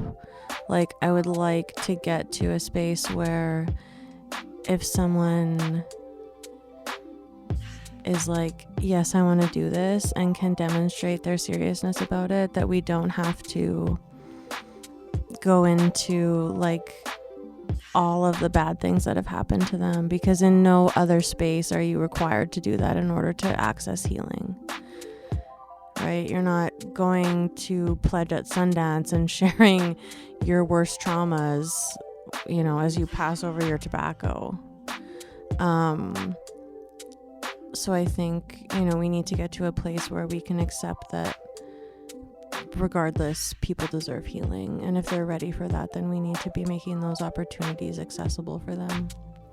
Any final thoughts from anyone that you didn't get a chance to share throughout the night, that you're just dying to get out onto the radio right now? No shout outs? Just kidding. Honestly, shout out to everybody listening from the jails, Winding River, I'm sorry, I forget the name of the one in Milner. It's fairly new. But there's some beautiful things going on in there right now. There's a whole therapeutic community there where they're learning Cree, they're making drums, they're renovating the range, they're manning the garden, taking care of the sweat grounds. It's getting better. It's getting better. There's still a lot of work to do, but it is. I see the changes because I've been in these systems a long time, and I could see the changes, and it seems to be getting better. So shout out to everybody that's locked up right now, and to hang in there, hang strong. Yeah, and if anybody in there is doing that work right now and you want to keep doing it when you get out, reach out to us. I know it's everyone always says, it's easy to do the programs in custody. It's easy to get the help in custody because someone's helping you and telling you, hey, come here, come do this. But there are people like us who will help you. Hey, come here, come do this. Quentin will take you. Quinn will take you. Brittany will take you. They'll pick you up. They'll come get you. So it doesn't have to be a scary thing. It doesn't have to be scary. Like, there's lots of people here that, our whole team would be happy to help you get connected with that. If it feels intimidating or it feels scary when you're outside, there's people here who can help you. And if we can't help you, we know a lot of other beautiful people in the community that can help you, that are doing really good work out there for our people.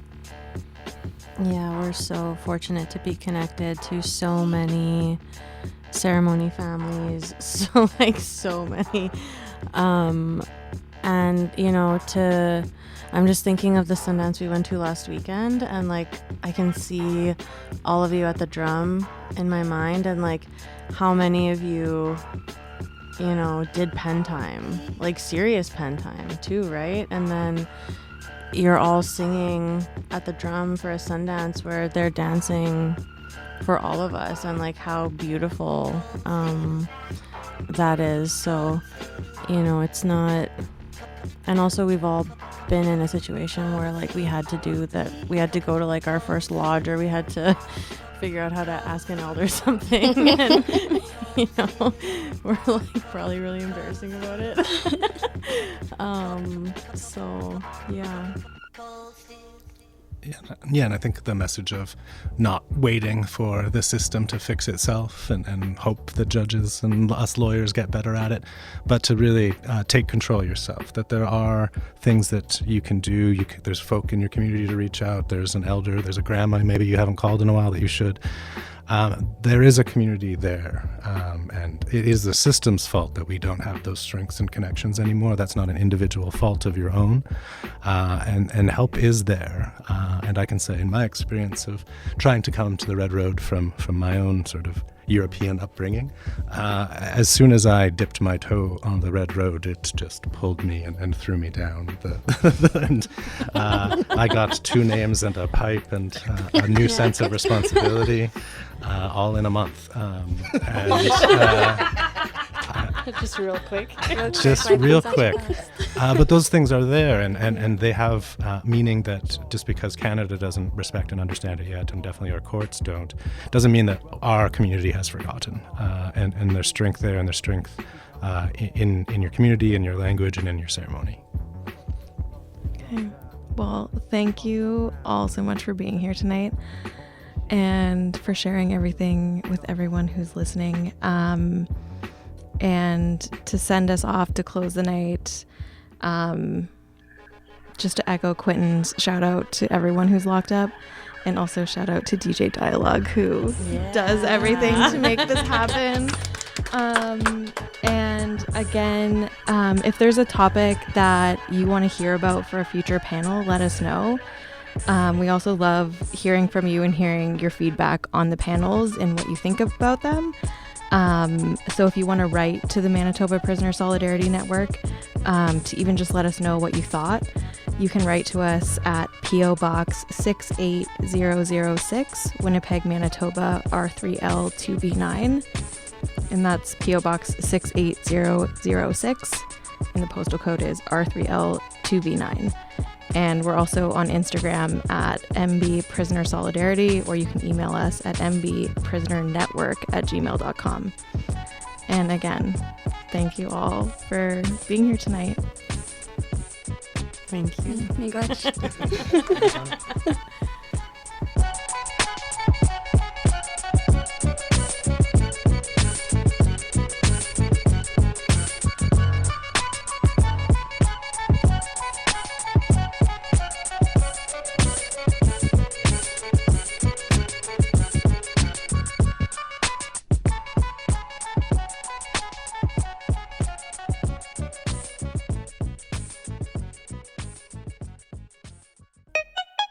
Do you need legal information? Do you have questions about the legal process? Are you looking for information dealing with criminal, family, employment, or other law issues? Get a legal reference form from a teacher or program coordinator and fill it out with your question. We will do the research and try to send some information, but not legal advice. Or you can call this free number to talk to a law librarian at the Manitoba Law Library. They are happy to help. You can dial 1-866-814-8684 for free from any prison in Manitoba. Remember, we can only provide legal information, not legal advice.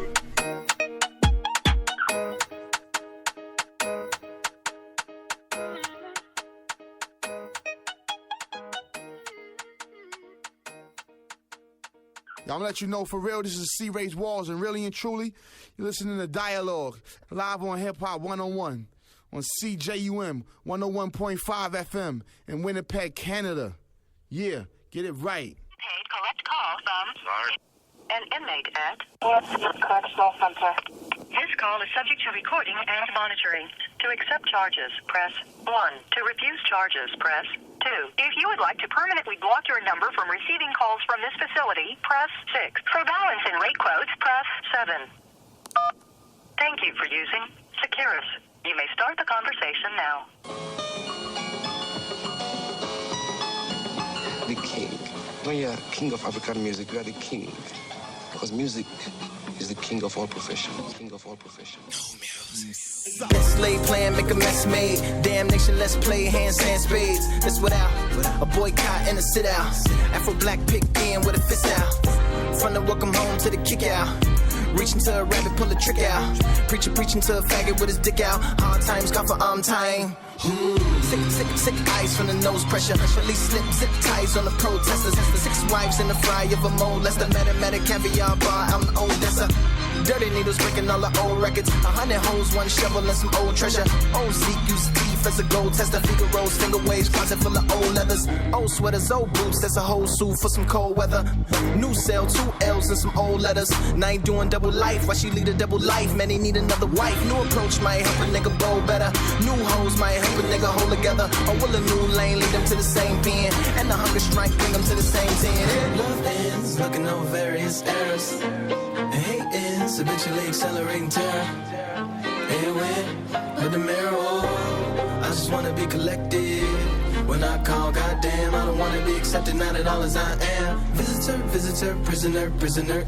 Getting slim from the protests, no food. Force fed him like Obi with a nose tube. Vision second, so the yogi with the gold shoes. With the rollie going bowling for the old school. Yeah, I need more for the Michaels, that's a loss for the class and a score for the rifles. 3 hots and a cot and some cops. And trying to find dinosaurs in the Bible. Saw quiet in the jailhouse. Then they ride in to find the empty cells out. They's looking for the swords. They's looking for the swords. I'm just looking at their feet cause I'm looking for the law. Looking in the library, looking at the law. 10 years deep, now I'm looking at the bar. Kind of sovereignty cause I'm looking with the Mars. They degenerate. They ain't looking at the game, they just looking at the scars. What they putting on my books cause I'm looking at the star. Trade a shank for some crank, now I'm looking at a wall. BGF got the yard, AB got the kitchen stitches on PC. Eminem on the mission, but CO's got the prison. God got us all, God said it's free. God is the key, but the God's got the love ends, looking over various errors. And hate ends, eventually accelerating terror.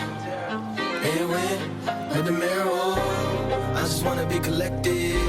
When I call, goddamn, I don't wanna be accepted, not at all as I am. Visitor, prisoner, punching on the glass. Scared some killer might fuck him in the ass. Staff getting rigid, wasn't gonna take away the visits. Segregate niggas by themselves and make them stay with it. Wicked, swung the shank around on the mop string. They had to pull him out of cell with a SWAT team. That's a cop team. They sent helicopters to stop the helicoptering. Many thought that he'd fly away. Like a kite, take flight, like a letter on a string, like propellers on the wing. But the kite was the key. They made electric chairs for his dying day. Last meals, no appeals for him to try and stay. Death row like Suge in a late pot. Maybe he could dig a tunnel while the A block. And wear gloves for the razor wire gate tops. Scared thugs going crazy in a cage box. Looking at the world through the TV, a day room, rapping over beats from the tabletops. That's how it is in a police state. When your life is just a number and release date. When you're rehabilitated so correctly.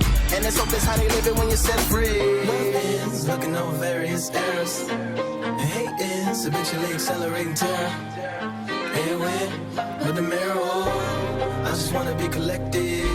When I call, goddamn, I don't wanna be accepted, not at all as I am. Visitor, prisoner, land. To accept charges, press 1. To refuse charges, press 2.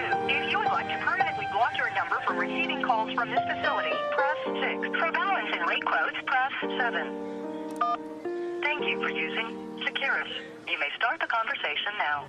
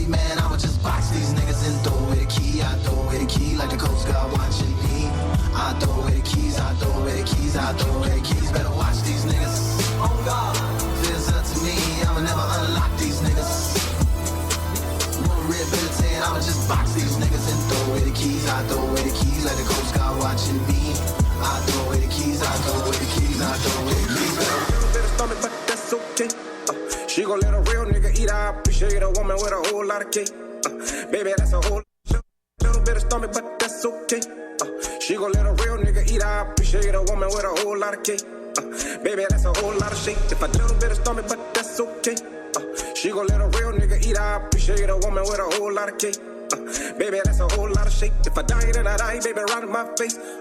I'ma run your waist and no, don't real tight while you do it. Twerk like Lizzo when you ride to the music. Got a little bit of stomach, but that's okay. She gon' let a real nigga eat. I appreciate a woman with a whole lot of cake. Baby, that's a whole lot of shake. If I die, then I die, baby, right in my face. I'ma run your waist and no, don't real tight while you do it. Twerk like Lizzo when you ride to the music. Please, stand flat-footed, put your hands on your knees. Arching your back, left hand, your oblique. Make a fist with your pussy, yes ma'am. Make it squeeze in the mirror, make you feel it and you get in slow motion. When you push back on it, I command you to breathe. Stand at attention, you salute, then at ease.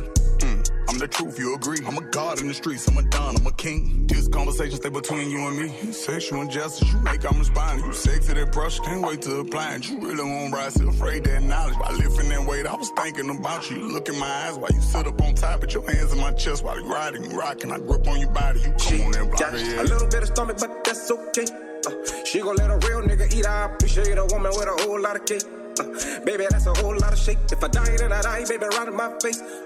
I'ma run your waist and no, don't real tight while you do it. Twerk like Lizzo when you ride to the music. I'ma spread your whole booty while I eat it from the back. Need a whole meal, not snacks. I'm a nasty ass nigga out of date, that's facts. I'ma lick your whole damn crack while a nigga eat the pussy, girl slob on a nigga. Climb on top of a nigga, now I got you bent over like height. Now you wanna ride a nigga like a bike, you know what I like. And you ain't gotta do too much and that ass gon' move. And I don't give a fuck about a roll or stretch mark. I knew that they were dead before I came in this room. Man, I don't give a fuck about a little bit of stomach. Girl, we call that a fupa. Like you skinny, I'ma lay your ass down with your legs on my shoulder. Eat the pussy, let you loop up. Never too much, got me singing like a little bit of stomach, but that's okay. She gon' let a real nigga eat. I appreciate a woman with a whole lot of cake. Baby, that's a whole lot of shake. If I die, then I die, baby, right in my face. I'ma run your waist and no, don't real tight while you do it. Twerk like Lizzo when you ride to the music. Stand flat-footed, put your hands on your knees. You know what I like. Arching your back, left hand, you'll bleed. You know what I like. Man, I don't really care about a little bit of stomach, girl, we call it a football. Stand at attention, you salute, then at ease. I'm the truth, you agree. Said she wanna come and turn with me, come and turn with me. Yeah.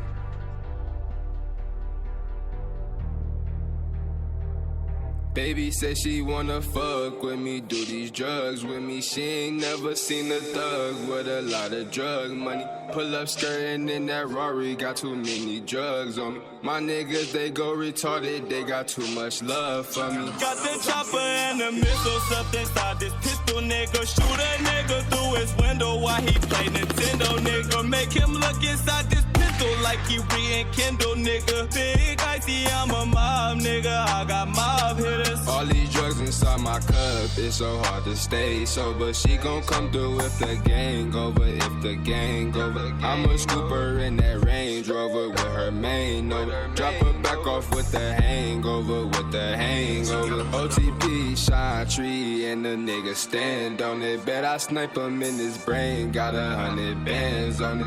And my 40 still bangs, even with the silence on it. Icy bought another dang with too many diamonds on it. Baby girl said she's spectacular, that I should marry her. I say pull up in the Acura so I can handle ya.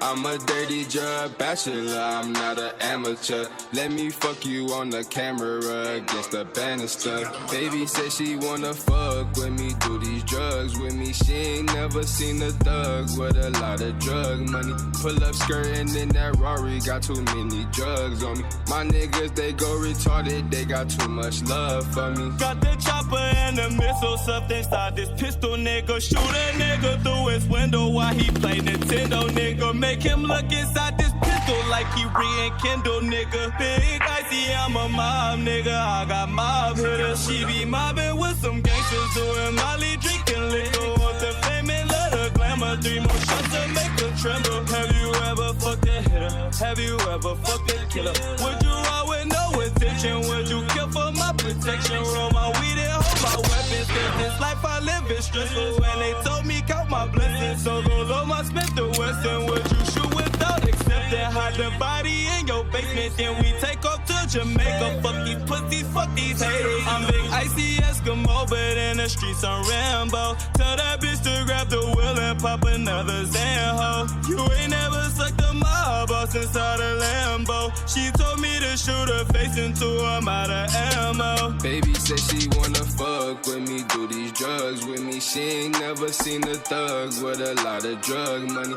Pull up skirting in that Rari, got too many drugs on me. My niggas, they go retarded, they got too much love for me. Got the chopper and the missiles up inside this pistol, nigga. Shoot a nigga through his window while he play Nintendo, nigga. Make him look inside this pistol like he rekindle, nigga. Big icy, I'm a mob, nigga. I got mob hitters. Baby said she wanna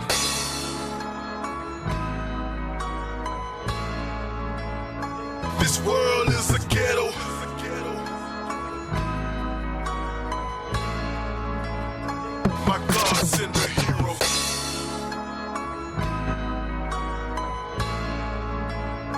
This world is a ghetto.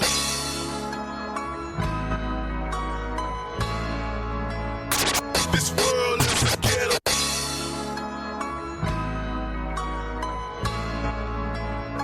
This world is a ghetto. Yeah, you're locked into 101.5 UMFM, Hip Hop 101.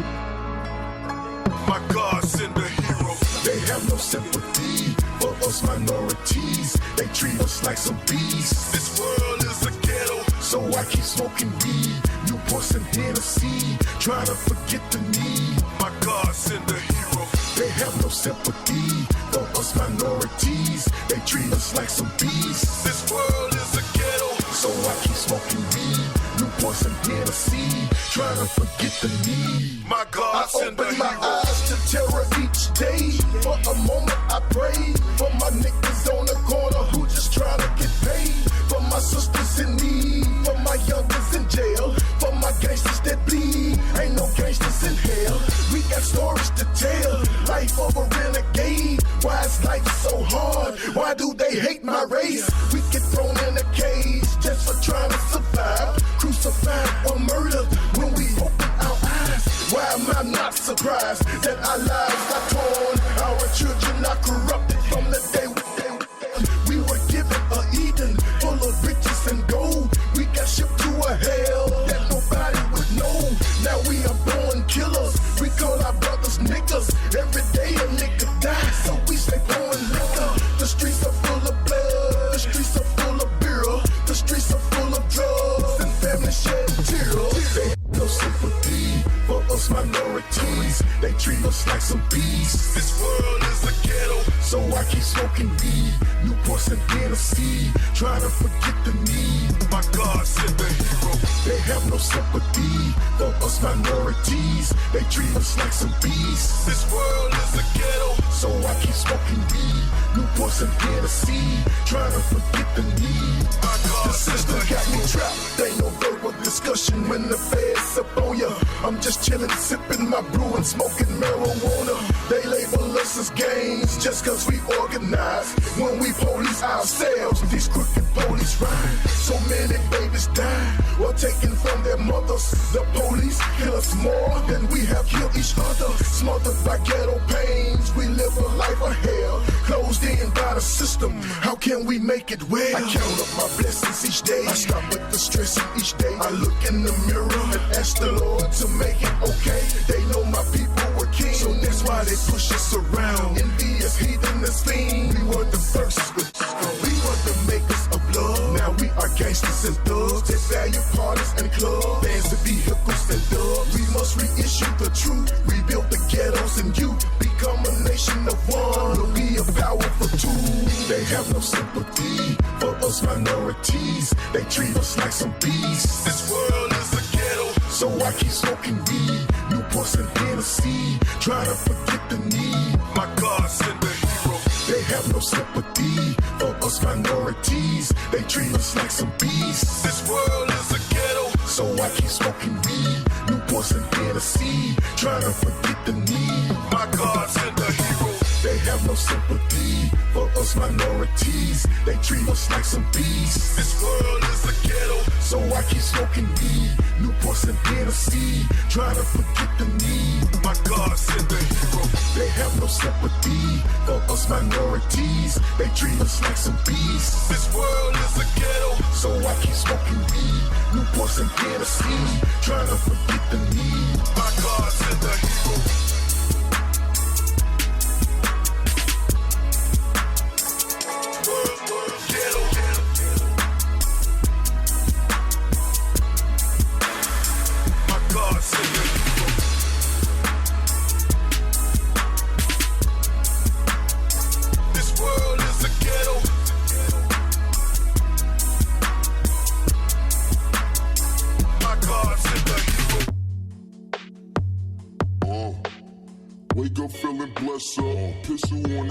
Ain't afraid to show it, I'll expose it if I dress up. Riding in that tester, roasted nigga kept sipping on that syrup till I mess, yes sir. Now I'm getting changed, people looking at me strange. Like niggas switching lanes, never change, still the same. We fuck bitches, get paper. You fuck niggas on papers. We walk around with lasers. You probably own some tasers. Lame niggas disgrace us. They girlfriends one date us. Got different hoes, I'm pimping hoes. You can tell by my pay stub. My niggas getting right, smoking weed with dirty Sprite. I'm going wild for the night. Fuck being polite. I'm going. Been a while out for the weekend. Me, myself, and I, my 3 friends. Nigga feel like broke it and leafed in. ASAP niggas finna sneak in. Finger to the critics. Me and my niggas drill it. You know we finna kill it. ASAP. We the trillers. You don't really want that Glock, boy. You don't really wanna feel them shots, boy. You a B-boy, I'm a black boy. I'm a D-boy, I'm a hot boy. 6 shots got me feeling like pop, boy. Party all night, shit don't stop, boy. Drunk as fuck and I'm ready to fight. Ballin' for the night, fuck me and polite, boy. Wow for the night, fuck being polite. I'm going. Wow for the night, fuck being polite. I'm going. I'm going wild for the night, fuck being polite. Wow for the night, fuck being polite. I'm going. It's the weekend and I'm creeping with my niggas. Drunk and disrespectful, calling women bitches. I don't mean no harm, but won't you and your friends is? Meet us in the cut and we'll give you the business. Got my witness that I only wanna kick it, and your girl just said they with it, so we rolling in them Benzes.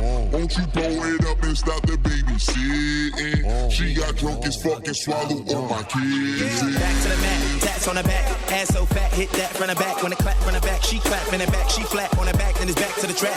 Fuck your pack, ASAP, where it's at? Fuck nigga act, get clap, lay flat. Fuck your dream, leave a fuck nigga dream. When you sleep, then you won't come back running that. Benjamin 3 stack, it's a fact. She lives in my lap, on my out cat. Daddy fat, bitches on my sack. And you know I'm smoking, bitches rolling. Reefer got me open, well until the morning with my homies. Tell them where we going. Wow for the night, fuck being polite. I'm going. Wow for the night, fuck being polite. I'm going. I'm going wild for the night, fuck being polite. I'm going. Wow for the night, fuck being polite. I'm going.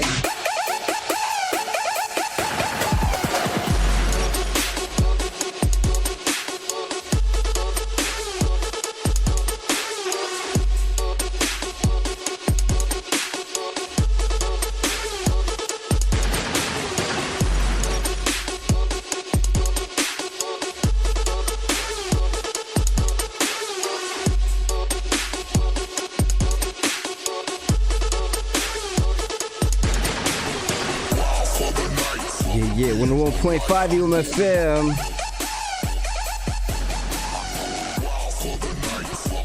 You're locked into Hiphop 101 with host DJ Dialog. Hope y'all enjoyed the panel, man. Much love to Manitoba Prisoner Solidarity Network. Making sure the information is out there. And we can continue with music, man. Gonna run some shout outs. We got hella shouts this week, man, and we're gonna do our best to get them all in the air tonight, man. Gia want to send shouts to B and Mike James. ODZ reached out, want to send love to the homies, man. Louis, Mohammed, Saber, YSL Montana, AY, Preston, Trip, Theo, Shiesty, Derek, Dorito, One Love, and Romeo. We got shouts from John Flex going out to his brother Jay, Cholo, and Glizzy. And shoutouts to BK and wifey Casper and DJ Dialog. Appreciate that, John Flex. Adrian wants to send mad love to his wife, Davian and the gang, Shiesty World, Deli Mayo, DK, YSL Montana, Von 73, ODZ, Chief, DOTF Slim, Joey B, Schoolboy, and the rest of the homies in the yard, man. Further gang want to send shouts to all the peoples out there locked up. Victoria want to send shouts to Kendall, Young Sky, Vinny, Easy, Theo, Mikey, Mauricio, Kendra, Turkey, Smiley, Jojo, Krista, Melissa Ann, Rain, Caliana, Dre Carter, and Freddie Jr. And shouts to Hip Hop 101. Thank you, Victoria.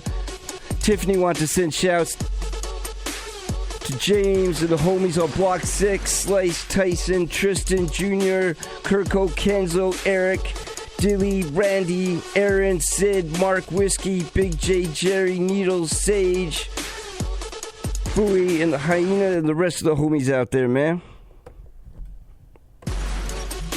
And Nelly wants to send love to all the peoples. Autumn wants to send love to her brother. And shouts to Franklin, man. 101.5 UMFM, Angry Rabbit, RECS@gmail.com. That's how you get a homie, DJ Dialog, DIALOG, on all social media. That's how we do here. Hip Hop 101.5 UMFM. Keep it locked, y'all. Yeah!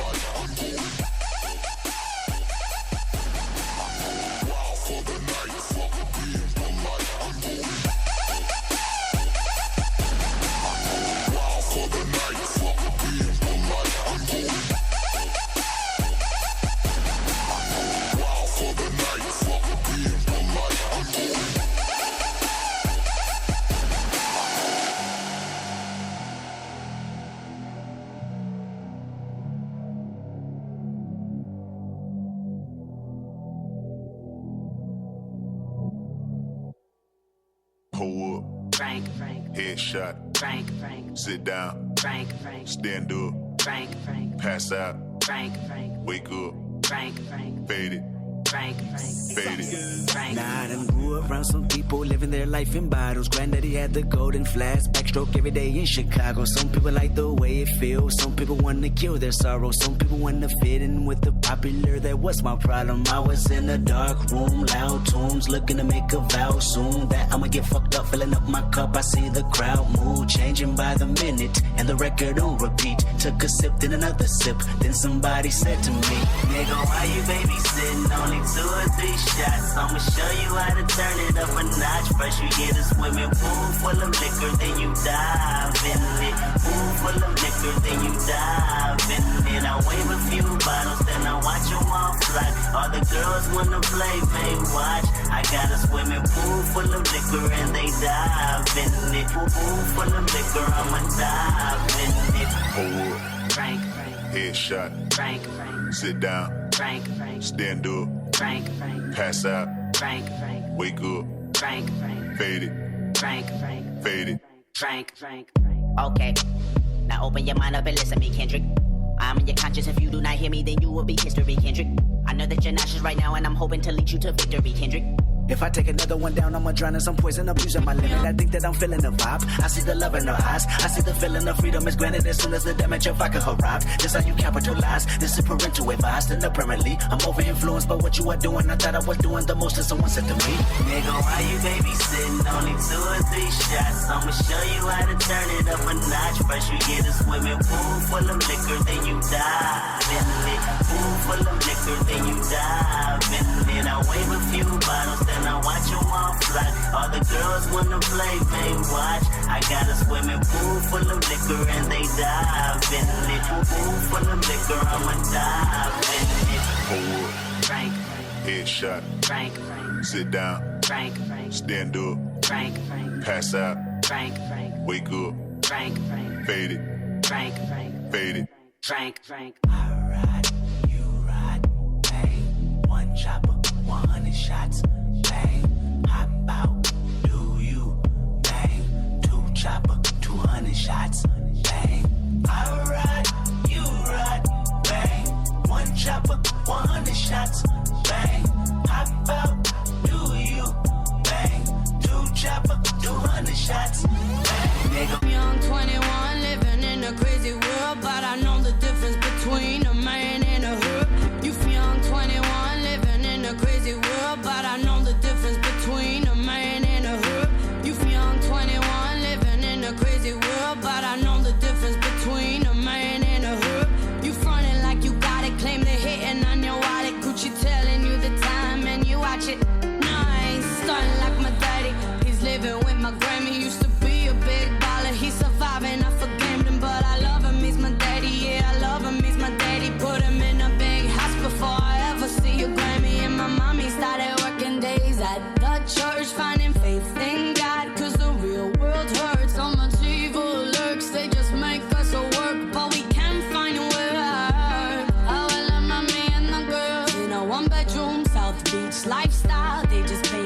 love you. Mommy on the couch since she was 42, sacrificing for the kids, cause that's what mommies do. So I smoke my spliff, I spliff it hard. Angie says that my voice is getting too harsh, so I sobered up and my thoughts they rush. And now I think of you behind bars, cross state lines, they spliffing good. In Miami you catch a charge, and the whole family tears apart. You say you gangsta, that don't impress me none. You say you gangsta, ain't seen a thing you done. I do it all myself, I ain't getting help from no one, from no one. You say you gangsta, that don't impress me none. You say you gangsta, ain't seen a thing you done. I do it all myself, I ain't getting help from no one, from no one. And this recession so depressing. My parents don't stop stressing, just hoping I learned all their lessons. And I'm paying for this session, I'm paying for this session, and I'm paying rent, food, clothes, phone, Christmas presents. 6 shots in, I'm just counting on my blessings. No days off, baby, I ain't resting. I told my sins, now I'm done confessing. You say you gangsta, but that don't impress me none. You say you gangsta, ain't seen a thing you done. I do it all myself, I ain't getting help from no one, from no one. You say you gangsta, but that don't impress me none. You say you gangsta, ain't seen a thing you done. I do it all myself, I ain't getting help from no one, from no one.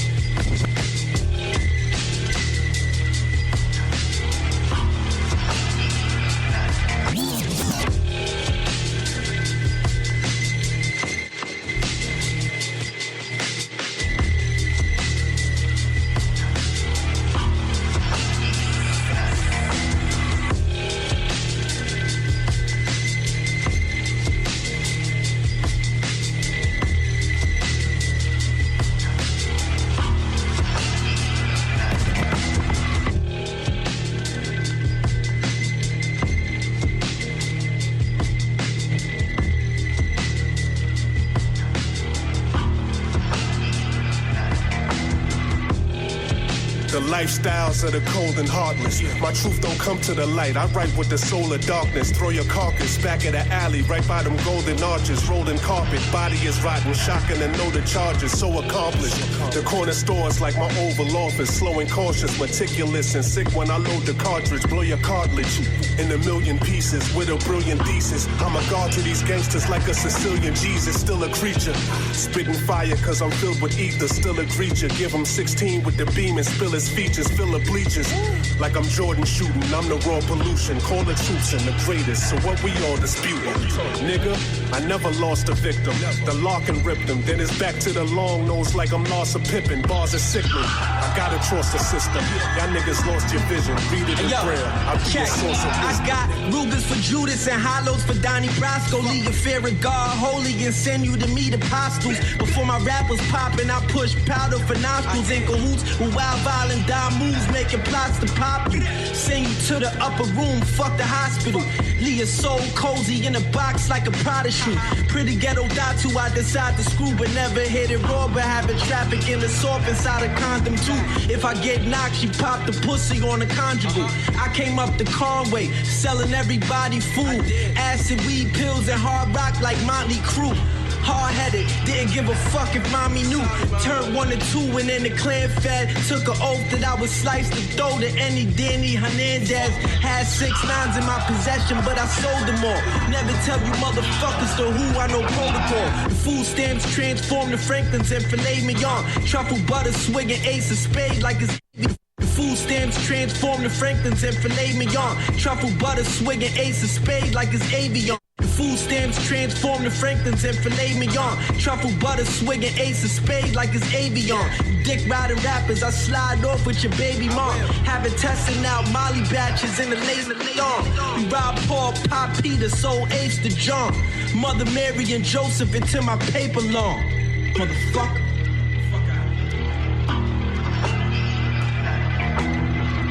Look, I'm Thanos with the gauntlet, they know they don't want this. You niggas play though, they gon' spray your mom shit, they so heartless. Ain't no compassion, nigga, ain't no conscience. They carry evidence, they gon' take precautions. They no con get crazy at the minimum, he gon' take your arm with one of the missiles that my Draco launches. That's why when I say what's shaking, ain't no responses.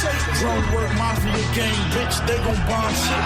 Hardest shit in the streets, I shake the tri-state. Look, nigga, you gambling with your life, you know it's high stakes. Water was too hot, made that mayo jar and that pot break. Fucked up a quarter brick, man, that shit had me irate.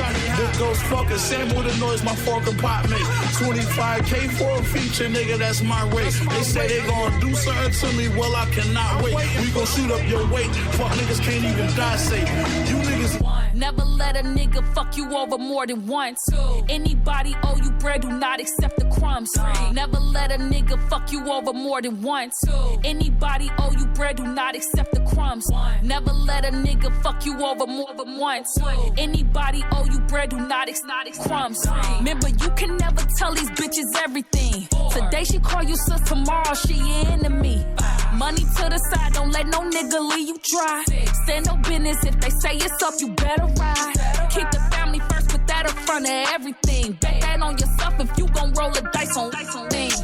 Any points to be made, don't be scared to prove it. And you better look fucking good when you do it. Rules on how to move out here, you know this shit get ugly. I had a bitch do me the dirtiest, but claim to love me. I went through hella shit and back to be kicked up and comfy. You see how hard I grind, little bitch, don't never call me lucky. You think a nigga good enough and he gon' think he own you. The broke ones usually insecure, the rich ones try to control you. That's why it's always best to choose the one that's real and loyal. Cause money come and go, but it's some shit you can't teach. Gon' always separate the hustlers from the leeches. The loudest is the weakest, give a fuck about what they screaming. And don't be matching fucked up energy with hoes in no way. Be realer than that lame shit, cause that right there got no place. Love. Never let a nigga fuck you over more than once. Anybody owe you bread, do not accept the crumbs. Remember, you can never tell these bitches everything. Today she call you sis, tomorrow she your enemy. Money to the side, don't let no nigga leave you dry. Stand no business, if they say it's up, you better ride. Keep the family first, put that in front of everything. Bet that on yourself if you gon' roll the dice on anything. Any points to be made, don't be scared to prove it. And you better look fucking good. And don't be laid up face down with your ass out. With some nigga you can't call for nothing if you ass out. I ain't saying that me walk around here with your hand out, but just in case some shit don't really go the way you planned out. Don't go blowing bags on the bag if you can't put a bag in it. And never fuck with niggas you never see with their children. Don't never handle business decisions while in your feelings. Keep your hair and nails done and don't play around about that fitness. Keep everyone out your game room and bitches out of your bedroom. Yeah, see the way that he treat you and try to fuck him in the same room. A few D's and some LLCs so you ain't cooked if a nigga leaves. Sweet life ain't always sweet, bitch, gotta stay on her Q's and P's. Never let a nigga fuck you over more than once. Anybody owe you bread, do not accept the crumbs. Remember, you can never tell these bitches everything. Today she call you sis, tomorrow she your enemy. Money to the side, don't let no nigga leave you dry. Stand no business, if they say it's up, you better ride. Keep the family first, put that in front of everything. Bet that on yourself if you gon' roll the dice on anything. Real shit, nigga. I mean, my niggas don't really visit each other or none of that when they go in. Call, none of that. Tell you some shit a couple of my niggas told me. You ain't gotta drive up and sit behind the table. You ain't gotta drop money if you ain't able. Promise I'll be alright. Niggas will be alright. You ain't gotta put no money on the phone. I ain't trying to blow it up. I'll be back home. Promise I'll be alright.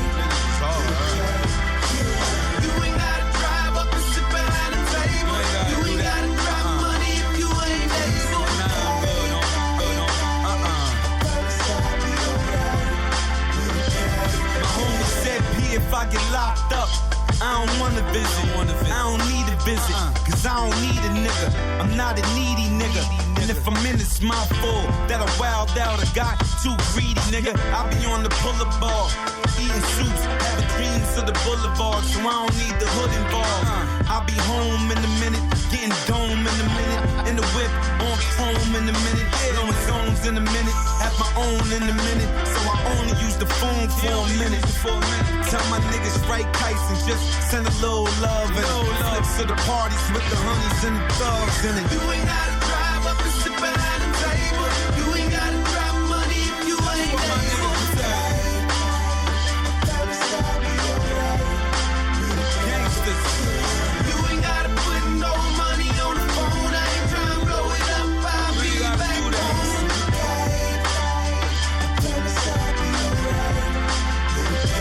My man said P, I'm getting locked up, but don't visit cause I'ma be in the hole for fucking up niggas. No blood shit, no crip shit, but I'ma flip the script on the day I get convicted. Box with the ops till they take me out of pop. Know I got a G.O. Wild out, throw it shit back on the C.O. Hard as a rock, fuck around. Gotta do the whole bit of the box. Fuck the cops, I'ma diss them. But tell my hood niggas I'ma miss them. Run a kite so they don't lose me in the system. I don't need money, just a little love and a letter. I'll survive till the struggle get better. You ain't gotta drive up and sit behind the table. You ain't gotta drop money if you ain't able.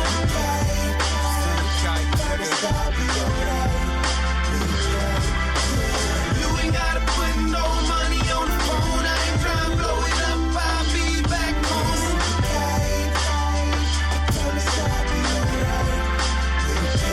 My boy said P, if I get locked up, don't visit it. I ain't trying to call, so I don't need the digits. If I got myself in the shit, get myself out of it. Just be booking it, arming it, chowing it. I don't need your currency. I ain't trying to complain, cause you ain't see me currently. You should be outside with a big face, 100 speed. Just write a kite and tell them niggas on the block that they'll always be under me. You ain't gotta drive up and sit behind the table. You ain't gotta drop money if you ain't able. I'll be alright. You ain't gotta put no money on the phone. I ain't trying to blow it up. I'll be back home. There's a lot of gangsters in the joint. Cut by that old club.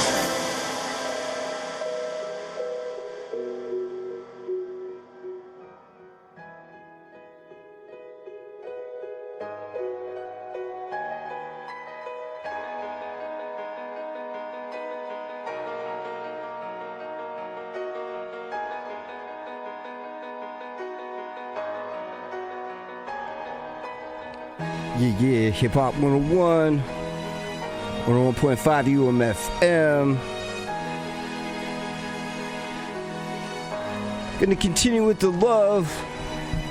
Dadian want to send shouts to Adrian, Mad Love. Treasure want to send shouts to Roger Jr. and Headingley.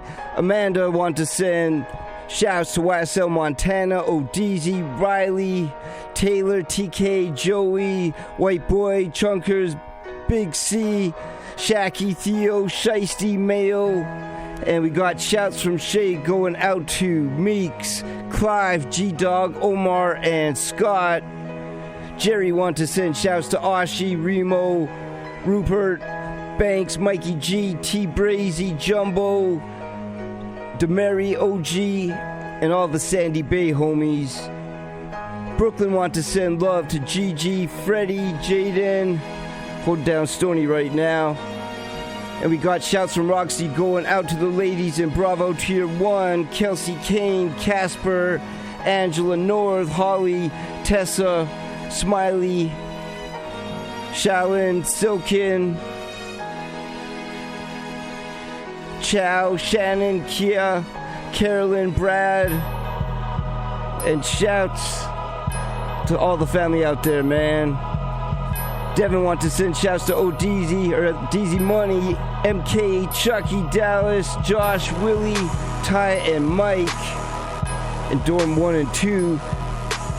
Sierra want to send shouts to all the guys holding it down.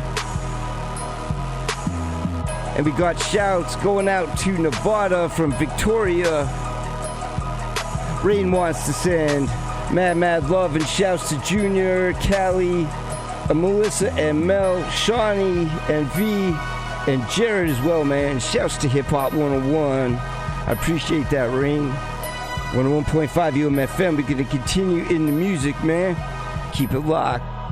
Yeah.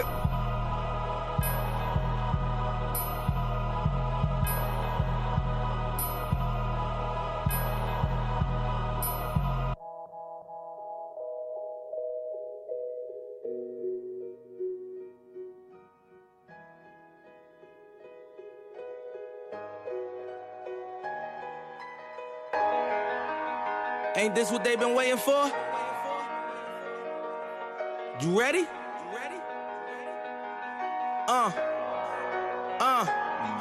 I used to pray for times like this, to rhyme like this, so I had to grind like that, to shine like this. In a matter of time I spent on some locked up shit in the back of the paddy wagon, cuffs locked on wrist. See my dreams unfold, nightmares come true. It was time to marry the game, and I said, yeah, I do. If you want it, you gotta see it with a clear eye view. Got shorty, she try and bless me like I said I chew. Like a nigga sneeze, nigga please for them trick and squeeze, I'm getting cream. Never let them hoes get in between of what we started. Little nigga, but I'm lying hearted. They love me when I was stuck and they hated when I departed. I go and get it regardless. Draw it like I'm an art, I'm crawling, went straight to walking with foreigns in my garages. Are foreign bitches menaging, fucking sucking and swallowing anything for $1. They tell me get him, I got him. I did it without an album. I did shit with Mariah. Little nigga, I'm on fire. Icy as a hockey ring, Philly nigga, I'm flyer. When I bought the Rolls Royce, they thought it was lease. Then I bought that new Ferrari, hater, rest in peace. Hater, rest in peace to the parking lot. Phantom so big, can't even fit in the parking spot. You ain't talking about my niggas, then what you talking about? Gangsters move in silence, nigga, and I don't talk a lot. I don't say a word. Was on my grind and now I got what I deserve. Fuck nigga. Hold up, wait a minute. Y'all thought I was finished. When I bought the Aston Martin, y'all thought it was rented. Flexing on these niggas, I'm like Popeye on the spinach. Double M, yeah, that's my team. Rose, the captain, I'm lieutenant. I'm the type of can of men casting grind like I'm broke. That Lambo, my new bitch, she'll ride like my ghost. I'm riding around my city with my hands strapped on my toes. Cause these niggas want me dead, and I gotta make it back home. Cause my mama need that bill money, my son needs some milk.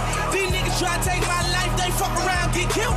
You fuck around, get smoked. Cause these Philly niggas I bought with me don't fuck around, no. All I know is murder. When they come to me, I got young niggas that's rolling. I got niggas throwing bees. I done did the DOS. I done did the KODs. Every time I'm in that bitch, I get the 30. But now I'm hanging out that drop head. I'm riding down on collars. They let my nigga earn back home. That young nigga be wildin'. We young niggas, we mobbing. Like Batman and with Robin. This two-door Maybach with my seat on reclining. I'm like, real nigga, what up? Real nigga, what up? If you ain't about that murder game, then pussy nigga, shut up. If you dip me in your ass, I get your pussy gut. You touch down in my hood. No, that toilet ain't good. Me down in MIA. That day he game on wood. With that put my life on my feet. Like that little engine I could. Boy, I slide down in your block. Bike on 12 o'clock. And they be throwing deuces on the same nigga they watch. And I'm the king of my city, cause I'm still calling them shots. And these lanes talking that bullshit, the same niggas that fly. I'm the same nigga from Bird Street with them that braids that lie. The same nigga that came up and I had to wait for my spot. And these niggas hating on me, hoes waiting on me. Still on that hood shit, my Rolls Royce on me. They gon' remember me, I say remember me. So much money, your friends turn to your enemy. And when this beef, I turn my enemies to memories. With them bricks, they go for 40, ain't no 10 the key. Hold up, broke nigga turn rich. Love the game like Mitch. And if I leave you, they ain't dumb pretty hoes gon' still suck my dick. It was something about that rollie when it first touched my wrist. Had me feeling like that dope boy when he first touched that brick, I'm gone. You play with me, but I won't scratch your homie. I'm in Chicago with no ratchet on me. That's how I know I'm God's son. Stand on business, stand up to the job done. You play with me, but I won't scratch your homie. I'm in Chicago with no ratchet on me. That's how I know I'm God's son. Stand on business, stand up to the job done. Hey. I got some vibes, so they waiting on me. I'm acting deaf, I heard he hating on me. I'm persevering persevering always. Same nigga from back in them hallways. Ay, I bossed her up, she used to think in small ways. You just a pet, bitch, I'm too big for small cage. These rapper niggas know I'm at they ball cap. I weave some fan of her, that's when I fall back. Ay, they tryna blend like Waldo. These 4G autos, fuck is what we call those. This and that and that and this and all those. Don't ask me what I think of shit, I think these bitches all hoes. I still ain't touched the stash shit. Chicago drive, been fucked all the last text. Left a couple niggas and I ain't in my bag yet. I'm ready to pull it, shout it out, and she ain't even nagged yet. 4 racks on my new shit, 8 racks on my last dish. I don't even wear my new shit, all these motherfucking bags did. Sauce cause I ain't texting, shut up, bitch, I'm glad I didn't. Everybody shake my hand, but some of these niggas, they mad I'm winning. Park to be outside, hit the flash, we do dash. They keep doing that shit they doing cause they know you get past. This shit I do, it can't be taught, so I can't get no class. They pulled the wool right over your eyes, I see through like glass. You play with me, but y'all won't scratch your homie. I'm in Chicago with no ratchet on me. That's how I know I'm God's son. I stand on business, stand up to the job done. I got some vibes, say they waiting on me. I'm acting deaf, I heard he hating on me. I'm persevering always. Same nigga from back in them hallways. You ever feel so hollow? My life. Wanna just end it with the bottle tonight. Give a fuck about tomorrow. See you live for the day, getting brained by somebody. You ever feel so hollow? My life. Wanna just end it with the bottle tonight. Give a fuck about tomorrow. See you live for the day, getting brained by some models. You ever feel so hollow? Wanna just end it with the hollow tonight. Give a fuck about tomorrow. Living in a fast lane, champagne hitting power. Feeling hollow like that jail cell. But something inside my head is echoing, kid, you just can't fail now. And no one was there to help me or lend a hand when I fell down. So I learned how to catch me all by myself now. About to wake ground, yeah, I got the belt now. And I'll hit you in the heart, it's like something you felt now. Your past 14 years in and out of a jail cell. And I can't seem to get a job, I'm fresh out on bail now. Screaming, Father, do you hear me? And tell them pricks that shot me that they miss, they ain't kill me. I'm a 5-star thug life gangster general. And I'll hit you in the face, only legs when I'm landing. You dealing with all this metal, and it ain't sentimental. Living in the fast lane, hit the floor with the pedal. Looking in the rear view, trying to outrun the devil. And just to get him a level, you'll have to try reach forever, forever, forever. Yeah, you can try reach forever. Just to get him a level, you'll have to try reach forever. You ever feel so hollow? Life. Wanna just end it with the bottle tonight. Give a fuck about tomorrow. See you live for the day, getting brained by some models. You ever feel so hollow? Wanna just end it with the hollow tonight. Give a fuck about tomorrow. Living in a fast lane, champagne hitting power. Yeah, like an empty stomach, hungry as hell. Living in the belly of the beast, I stumbled and fell. It's like I'm falling and I can't get up. And no one's hearing when I'm screaming at the top of my lungs. It's like a drug and I'm strung out. Shoes with the tongue out. No laces to hold me together. Wonder why I thug out. Travel all these places, I just wanna go home. Surrounded by so many, yet I feel so alone. Wonder if you really feel it when I speak from my heart. Or am I really all alone, lost, cold in the dark? But I don't fear the dark, I'm a star, I'ma fight this. Cause when it's really dark, is when a star shines its brightest. I'm the flyest, I'm the tightest, I'm the best in the world. You can go hard or go home, just don't bring your girl around me. True player for real, I played the hand that I was dealt. I've got the cards and I deal. You feel? I played the hand that I was dealt, and I got the cards and I deal. You ever feel so hollow? Life. Wanna just end it with the bottle tonight. Give a fuck about tomorrow. See you live for the day, getting brained by some models. You ever feel so hollow? Wanna just end it with the hollow tonight. Give a fuck about tomorrow. Living in a fast lane, champagne hitting power. I would rather tell a young black man to educate his mind, arm yourself, and be free and defend yourself than, just sit there and turn the other cheek. So whatever message that sends out, that's the kind of message it is. I mean, I feel like Pac for real in this bitch today, bro. On some real shit, I walked in the booth like, These motherfucking police killing all us niggas out here in these streets. Niggas ain't gonna do nothing about it. Watch this though. I'm military minded. Yeah. I can kill a cop with this Glock if I'm blinded. What? You ain't got no heart, motherfucker, better find it. Hey. Look at how they just killed Alton. Then rewind. Damn. We are not on that P shit. My niggas wild. Fuck your buckle cop. I'm talking hit him up, smile.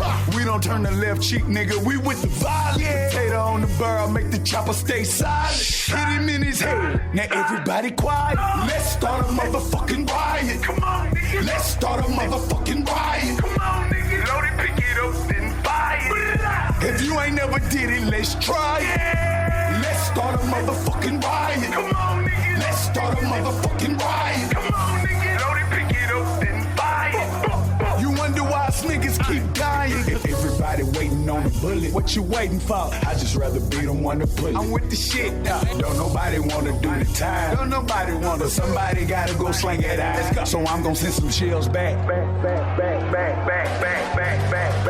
Fuck that. My niggas sending shells back. Come on, nigga. We with that. We all sending shells back.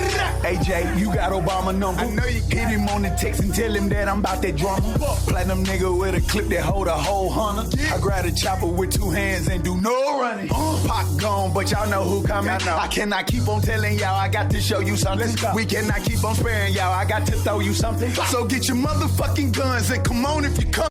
For real niggas, let's start a motherfucking riot. For real niggas, let's start a motherfucking riot. Yeah, niggas, load it, pick it up, then fire it. If you ain't never did it, let's try it. Come on, niggas, let's start a motherfucking riot. For real niggas, let's start a motherfucking riot. Yeah. Come on, niggas, load it, pick it up, then fire it. You wonder why us niggas keep dying. Ain't no more up and coming shit. Had to jump the line. Niggas could've been helped me out. They did otherwise. Don't know what it's like where I'm from. Let me summarize. Niggas got shot, bitches got fucked. It was summertime. Ain't no more up and coming shit. Had to jump the line. Ain't no more up and coming shit. Had to jump the line. Ain't no more up and coming shit. Had to jump the line. Niggas could've been helped me out. They did otherwise. Don't know what it's like where I'm from. Let me summarize. Niggas got shot, bitches got fucked. It was summertime. St. Luke shit. Ain't no roof, Chris's crowd fried. Upton. Still press a nigga like I'm down now. Everybody around me gotta work. Can't no clowns ride. When you out here trying to come up, ain't no downtime. I'm a young king, girl, address me as such. Call me your highness, say your majesty is sexy as fuck. She said you got a little change, now you changing up.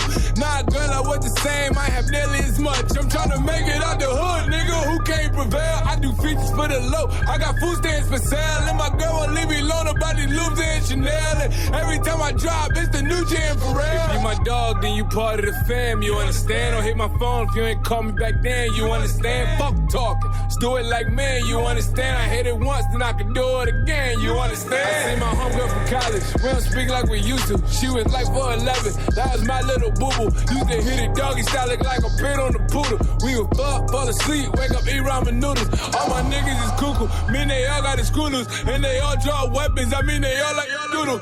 Well, rappers hating on me, but all of them doodle. And I'm the realest nigga ever, nigga, I'm Shaka Zulu. Goddamn, baby girl, I ain't talked to you in so long. Almost ain't recognize your ass with your clothes on. She said, now you Hollywood, you don't answer no phone. She said, now you big time, I said, get your roll on. One thing about me, you know I hold shit down. Then me fucked up like seeing a goldfish drink. Your crew wet up, get your whole dick down. Bitches throw pussy at me like I hey, stop telling bitches that you know me. Please, stop telling niggas that we homies. Please, cause I was in that hoopty by my lonely.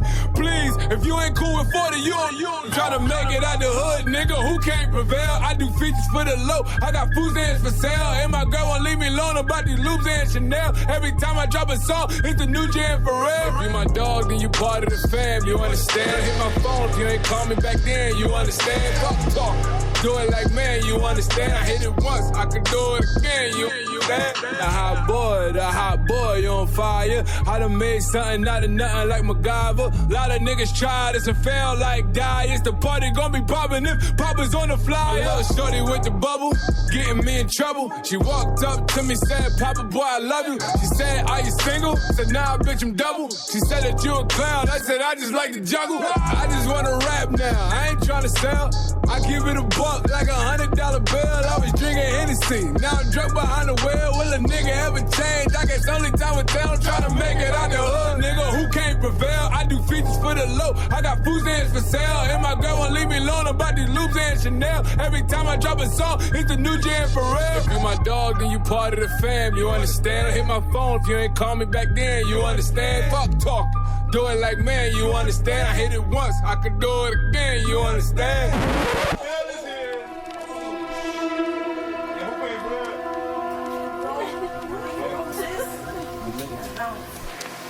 They steal, then they take your memory of the theft.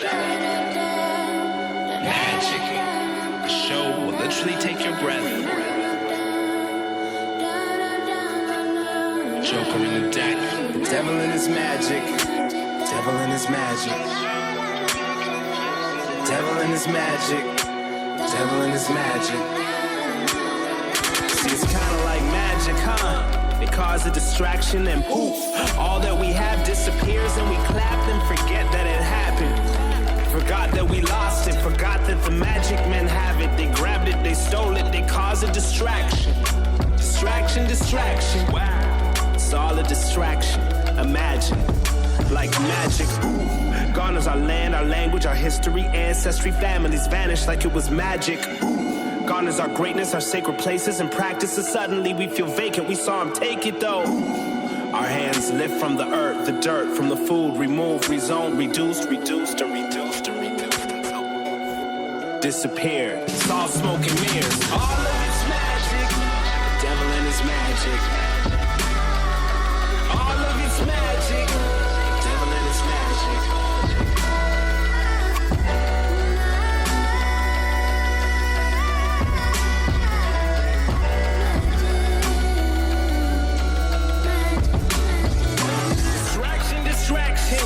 The way that they take, the way of magicians is in addition to subtraction. They use division, they mastered the craft of it. Listen, see through the illusions and all the amusements. They divide humans up, causing confusion. They use competition, religion, it's all just division, man. All of it's magic, splitting us into factions, fighting into a fractured, smaller and smaller fractions.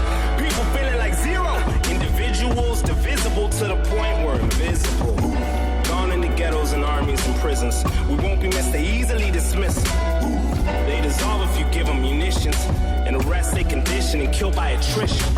All of it's magic, devil and his magic. All of it's magic, devil and his magic.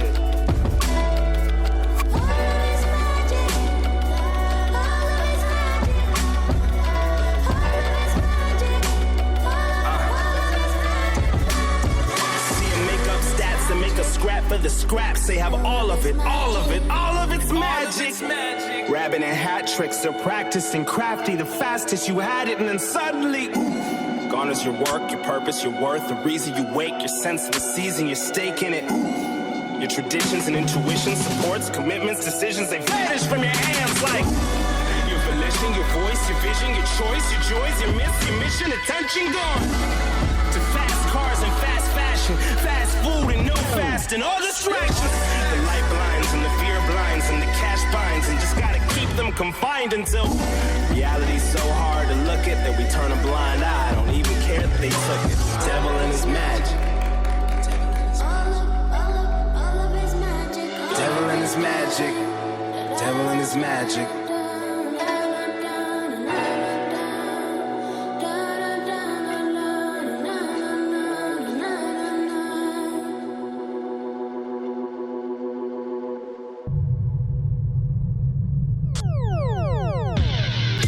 Being good, I'm a bad bitch. I'm sick of motherfuckers trying to tell me how to live. Whack hoes hate under my pictures on the gram. Bitch, you better hope I never run across your man. In the mall with him, I'ma have a ball with him. Somebody call Rihanna, I'ma buy some draws with him. He fucking with the stallion cause he into wild women. Put them legs on his head, now he love tall women. You'll never catch me calling these niggas daddy. I ain't lying by my nut just to make a nigga happy. Lifestyle when a nigga can't fit a magnum. It never happened if the dick wasn't snapping. I'm a hot girl, I do hot shit. Finish income on my my outfit. I don't text quick, cause I ain't thirsty. Bitches mad, they wanna hurt me. I'm a hot girl, I do hot shit.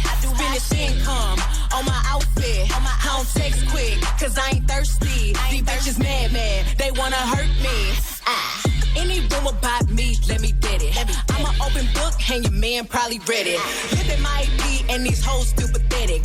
Real bitches back when I check my protector. Yeah, call me patty cake, cause the way that ass shake. I'ma make them eat me out while I'm watching anime. Pussy like a wild fox, looking for a Sasuke. One night with them, make them lose it like a prom date.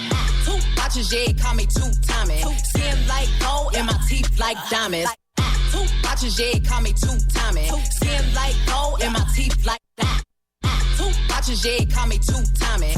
Skin like gold, and my teeth like diamonds. Hot girl chain, Elliot, got me shining. They tried to knock me off, but a bitch still grinding. I'm a hot girl, I do hot shit. Finish income on my outfit. I don't text quick, cause I ain't thirsty. These bitches mad, they wanna hurt me. I'm a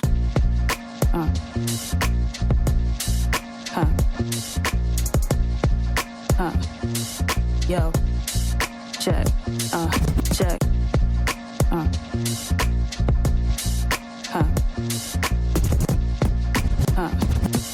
yo, check, hey. It's like, these cats be talking real loud, but they ain't saying nothing. These cats be talking real loud, but they ain't, These cats be talking real loud, real loud, I traded my best bid for my better option. Jumped into my destiny's path, and now I'm locked in. Applying my mind and spirit as my best concoction. I adopt violence when I take precaution. I'm real blunted, so I settle the score. You know it's Jersey when I knock down the door. A walking proverb, too complex to explore. I'm Judgment Day's horns, too profound to ignore. I just make a couple classes off the bat when I'm bored. Hip-hop need arranging, ain't no style anymore. So I profess on the mic just to add some decor. War and peace, so I say salam when I pray on the floor. I'm like taking the 8th round when it's showtime. I count my rounds as if I'm down 5, Precision with the reticle when I go after mine. I just follow God's path, I've been assigned, Fought and why the people recognize I've arrived. I provide the elements to make the world collide. Hard to deny what's more accurately aligned. If it don't spark my heart, I'm disinclined, These cats be talking real loud, but they ain't saying nothing. I move the soul when I get the speakers bumping, Give me the mic and the beat, I'll give you something. Y'all hush the culture, but I get the crowd jumping, Rooms get to shifting when my energy walks in. Mouths get closed when my wisdom get to talking. See, y'all be scared of the dark, but I just fall in. I easily walked into my purpose and y'all still crawling. I'm saying that, pushing the culture forward while you're moving back, Can't be a hypocrite and really wanting things to be changed, Yo, check, yo, see I'm an apex with this kind of caliber. I hunt the massacre scavengers from all parameters. Realizing I'm in a league with a bunch of amateurs. I empower why these women quick to get their power up. At the back, y'all at the back of the wall, I'm in the front, I face the barrel while y'all stay on the run, I'll take the risk for the culture just for fun, And when the smoke clears, my black fist is pumped, I spark the culture like a ghetto blunt. I steadily pace, let's see who has the better run. I bring the depth like a settled sun. I'm fearless to jump into risk, so let's see who has the better lunge.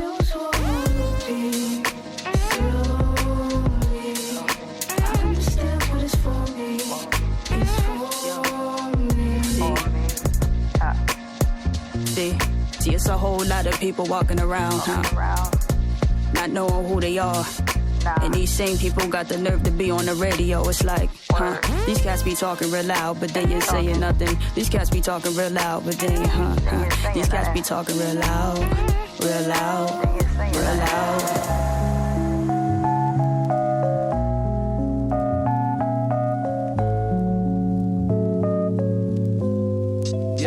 Yo, in my historical oracle, I blast metaphorical editorials, educating in my territorial, get torn. Heavily armed with 70 bombs that'll blast divine, like the heavenly song, your men will be gone. If they explore my deepest thought, I beat hearts in two, then axe demons for chalk. I'm dreaming a star, MCs in the dark, I walk, blindfolded, the mind's golden. Watch how you talk, my style is an art. Recognize lyrical purity, all hell breaks loose, like I'm all with no security. The dopest vocalist, with my third eye I focus with I proceed. Flow with the speed of an indie motorist. It's more to this than wasted. Shiny chains and bracelets. I hit tracks, my tongue wait for the brains to blaze it. Amazing, angelic. Tell it to your people. Come on, yo. Philadelphia's like the sun, cause we shine with rhymes. The underground is like the moon, you only see us at times. And at times, we're like skies where the stars recline. Jedi mind, outer space, coincide and combine. Philadelphia's like the sun, cause we shine with rhymes. Underground is like the moon, you only see us at times. And at times, we're like skies where the stars recline. Jedi mind, outer space, coincide and combine. Poems, bury your body in catacombs. Rip your soul from your limbs like brims from Jim Jones. In the twilight zone, we disperse cowards. Vampires that stalk Earth on reverse hours. Night calls, we talk at your facade. My latitude is gone. Darts out my jaws, leave eternal scars. You're left breathing out of tube straws by the marksman. Harnessing science for demolishing the charlatan. Raps will make you parallax. My domain has power to block synapse inside veins. War shots fired off by the army type warlocks. Devil's plan is to have you drip in the Clorox. Beast deceiving us, ways devious, possessing my peace. The walk streets were stolen heat like Prometheus. Elements rushing you back to hell again. Philadelphians crush your skeleton to fucking gelatin. Philadelphia's like the sun, cause we shine with rhymes. The underground is like the moon, you only see us at times. And at times, we're like skies where the stars recline. Jedi mind, outer space, coincide and combine. Philadelphia's like the sun, cause we shine with rhymes. Underground is like the moon, you only see us at times. And at times, we're like skies where the stars recline. Jedi mind, outer space, coincide and combine. With war, I've severed scores of orators. Rappers fall on the all fours like minotaurs. When Jedi mind and the planetary be bombing us, we stand one step above you like a pharmacist. With ominous, detonate the bomb. Head strand, hallucinogenics in Vietnam. I spit a song, create bombs like an Iraqi. Swear on the Bible and then lie to us Ecclesiastes. Assault and battery. Battle me, that'll be what split you. Store enormous amounts of energy in the crystal we vote would constrict you. The guards are militant. You faggots couldn't go to left like you was impotent. You ignorant. Your whole clique is split in half. You step in our long path and face a long ride. What?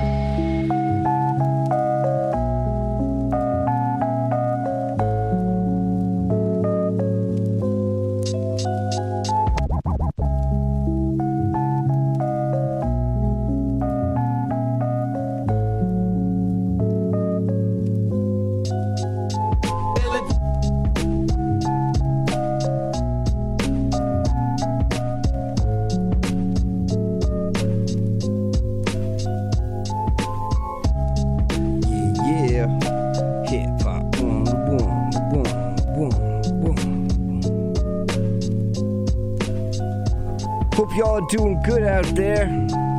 Much love to everybody all across Canada, all across the globe, man. Crystal want to send much love to Eric. We got shouts going out to Garrett, and that's coming from your lady in the north side. Brandy C want to give shouts to James. Cheyenne want to send love to Shiesty and the Neff Theo in Headingley. Ash want to send shouts to the baddies in Alpha.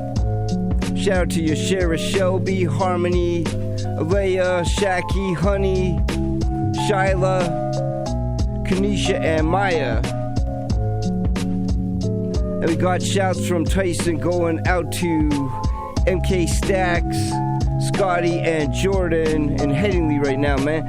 Cody want to send shouts to Remo, Ashi, Banks, Mikey G, T, and Rupert as well, man.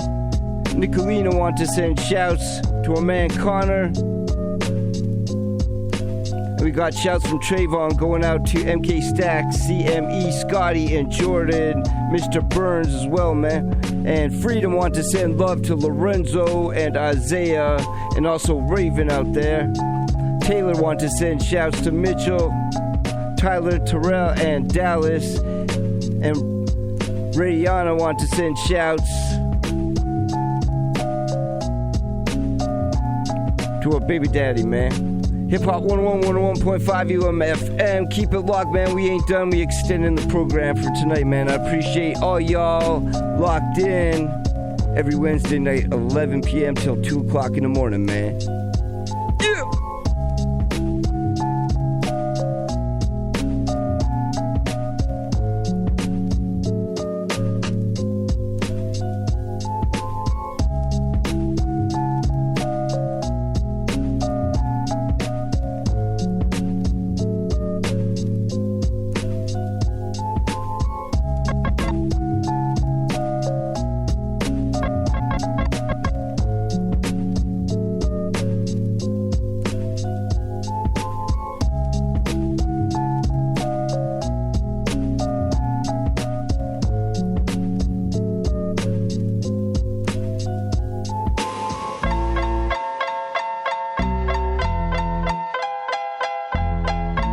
Still Snoop Dogg and D.R.E.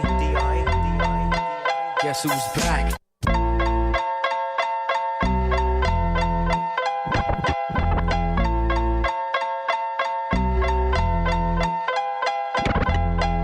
Still Snoop Dogg and D.R.E. Guess who's back? Still doing that shit, Andre? Oh, for sure. Yeah. Check me out.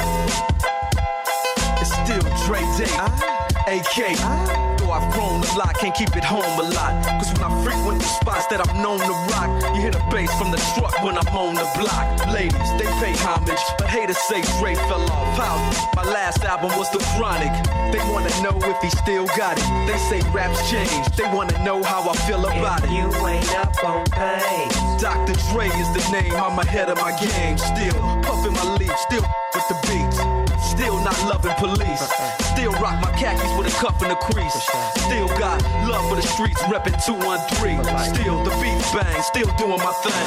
Since I left, ain't too much change. Still, I'm representing for them gangsters all across the world. Still hitting them corners and them lolos, girl. Still taking my time to perfect the beat, and I still got love for the streets. It's the D.R.E. I'm representing for them gangsters all across the world. Still hitting them corners and them lolos, girl. Still taking my time to perfect the beat, and I still got love for the streets. It's the D.R.E. Since the last time you heard from me, I lost some friends. Well, hell, me and Snoop, we dipping again. Kept my ear to the streets, signed Eminem. He's triple platinum, doing 50 a week. Still, I stay close to the heat, and even when I was close to defeat, I rose to my feet. My life's like a soundtrack, I wrote to the beat. Street rap like Cali weed, I smoke till I'm sleep.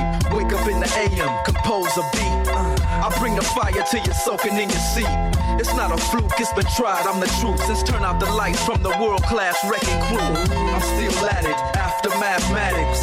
In the home of drive-bys and acmatics. Swap meets, sticky green and bad traffic. I dip through, then I give you the D.R.E. I'm representing for them gangsters all across the world. Still hitting them corners and them lolos, girl. Still taking my time to perfect the beat, and I still got love for the streets. It's the D.R.E. I'm representing for them gangsters all across the world. Still hitting them corners and them lolos, girl. Still taking my time to perfect the beat, and I still got love for the streets. It's the D.R.E. It ain't nothing but mohawk shit. Another classic CD for y'all to vibe with. Whether you're coolin' on the corner with your fly, laid back in the shack, play this track. I'm representing for the gangsters all across the world. Still hitting them corners and them lolos, girl. I'll break your neck, damn near put your face in your lap. Try to be the king, but the ace is back. So you ain't up on things. Dr. Dre be the name, still running the game. Still got it wrapped like a mummy. Still ain't tripping, love to see young blacks get money. Spend time out the hood, take their moms out the hood. Hit my boys off with jobs, no more living hard. Barbecues every day, driving fancy cars. Still gon' get mine regardless. I'm representing for them gangsters all across the world. Still hitting them corners and them lolos, girl. Still taking my time to perfect the beat, and I still got love for the streets. It's the D.R.E. I'm representing for them gangsters all across the world. Still hitting them corners and them lolos, girl. Still taking my time to perfect the beat, and I still got love for the streets. It's the D.R.E. I'm representing for them gangsters all across the world. Still hitting them corners and them lolos, girl. Still taking my time to perfect the beat, and I still got love for the streets. It's the D.R.E. Like that? Right back up in you. 9-5 plus 4 pennies. Add that shit up. D.R.E. Right back up on top of things. Smoke some with your dog. No stress, no seeds, no stems, no sticks. Some of that real sticky, icky. Ooh wee. Put it in the air.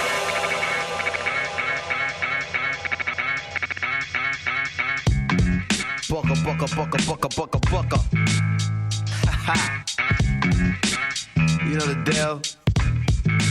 This is me, though.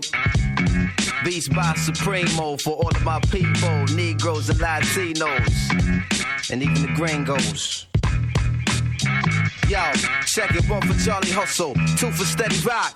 3 for the forthcoming live future shock. It's 5 dimensions, 6 senses, 7 firmaments of heaven and hell, 8 million stories to tell. 9 planets faithfully keep an orbit with the probable 10th. The universe expands length. The body of my text possess extra strength. Power lift the powerless up out of this tower and inferno. My ink so hot it burned through the journal. I'm blacker than midnight on Broadway and Myrtle. Hip hop past all your tall social hurdles like the nationwide projects, prison industry complex. Working class poor better keep your alarm set. Streets too loud to ever hear freedom ring. Say evacuate your sleep. It's dangerous to dream, but your chain cats get they chip back. You dead now. Killing fields need blood to graze the cash cow. It's a numbers game, but shit don't add up somehow. Like I got 16 to 32 bars to rock it, but only 15% of profits. Ever seen my pockets like 69 billion in the last 20 years spent on national defense, but folks still live in fear like nearly half of America's largest cities is 1/4 black. That's why they gave Ricky Ross all the crap. 16 ounces to a pound, 20 more to a key. A 5-minute sentence hearing and you're no longer free. 40% of Americans own a cell phone so they can hear everything that you say when you ain't home. I guess Michael Jackson was right.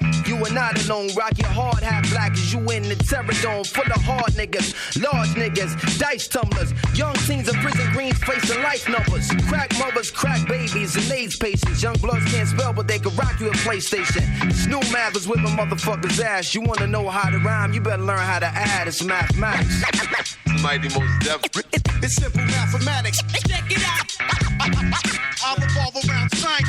What are we talking about here? Mighty most deaf. It's simple mathematics. Check it out. I'll revolve around science. What are we talking about here?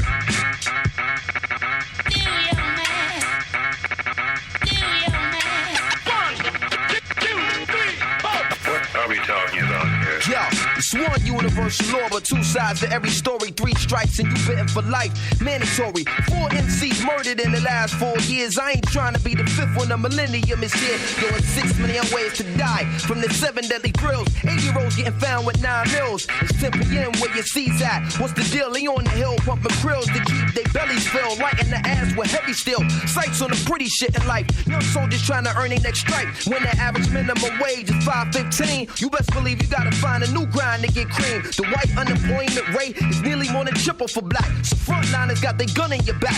Bubble and crack, jewel theft and robbery. They combat poverty and end up in the global jail economy. Stiffer stipulations attached to each sentence. Budget cutbacks but increased police presence. And even if you get out of prison, still living, join the other 5 million under state supervision. This is business. No faces, just lines and statistics from your phone, your zip code, the SSI digits. The system break man, child and women in the figures. 2 columns for who is and who ain't niggas. Numbers is hard and real and they never have feelings, but you push too hard, even numbers got limits. Why did one straw break the camel's back? Here's the secret. The million other straws underneath it. It's all mathematics. Mighty most deaf. It's simple mathematics. Check it out. I'll revolve around science. What are we talking about here?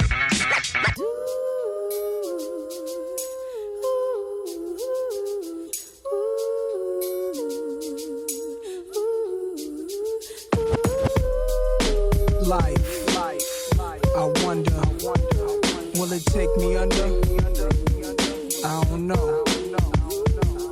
Imagine smoking weed in the street without cops harassing. Imagine going to court with no trial. Lifestyle cruising blue Bahama waters. No welfare supporters. More conscious of the way we raise our daughters. Days are shorter, nights are colder. Feeling like life is over. These snakes strike like a cobra. The world's hot, my son got knocked. Evidently, it's elementary. They want us all gone eventually. Trooping out of state for a plate. Knowledge, if coke was cooked without the garbage, we'd all have the top dollars. Imagine everybody flashing. Fashion, designer clothes. Lacing your click up with diamond rolls. Your people's holding dough, no parole, no rubbers. Going raw, imagine law with no undercovers. Just some thoughts for the mind. I take a glimpse into time, watch the blimp read, the world is mine. If I rule the world, imagine that.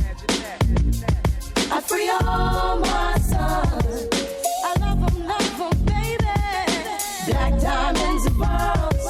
Could it be, if you could be mine, we both shine. If I rule the world, still Still living for today in these last days until where to be. Paradise life relaxing. Black, Latino, and Anglo-Saxon. Amani exchange the range. Cash, lost tribe of Shabazz. Free at last. Brand new whips to crash. Then we laugh in the illa path. The villa houses for the crew. How we do. Trees for breakfast. Dime sexes have been stretches. So many years of depression make me vision the better living. Type of place to raise kids in. Opening eyes to the lies. History's told foul. But I'm as wise as the old owl. Plus the gold child. Seeing things like I was controlling. Click rolling. Tricking 6 digits on kicks and still holding. Trips to Paris. I civilized every savage. Give me one shot. I turn tripe life to lavish. Political prisoner set free. Stress free. No work release. Purple M3s and jet skis. Feel the wind breeze in West Indies. I think Coretta Scott King. Mayor of the cities and reverse fiends to Willies. It sound foul, but every girl I meet to go downtown. I'd open every cell in Attica. Send them to Africa.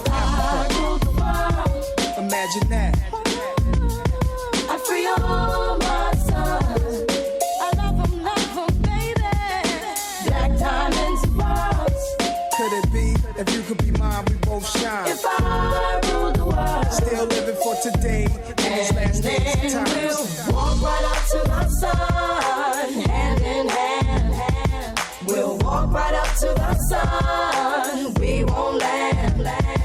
We'll walk right up to the sun, hand in hand. We'll walk right up to the sun. We won't land. Hold up my dick, I say hold up my wrist, I'm like bro, bitch, you wish I'm like look, I'm on my shit. Bitches be swearing they so fucking bad. I don't see it. A nigga can't trap me. I won't keep it. Bitches really hate me. So be it. Bathroom floors and these hoes both heated. Goes 3, 2 to the 1 in this bitch. I'll give a hoe exactly what she want in this bitch. Like trucks at the club, look like Trump in this bitch. A hoe never played with me once in this bitch. Bitch, really none of my business. Hoes want me to care about them so bad. Girl, I don't worry about none of these niggas. Can't flex on me with something I had. I'm laughing like hoes suck my dick, I'm like let me post my little pic, I'm like let me show off my fit, I'm like look broke. Some pictures in the B&B, we know what crib you in. I'm jumping off the back of boats in the Caribbean. I'm about to post another picture, make them sick again. I be hopping out the water, ass cheeks jiggling. Look, skin glistening, it's fucking sickening. Look, I heard you don't like me, why the fuck you listening? Hey, I'm a slapper, toe tagger. You think I'm talking about your fave? Bitch, at her. Bitch, in the face, heavy on the pussy on, get a nigga. I was sparing bitches, for real, y'all was.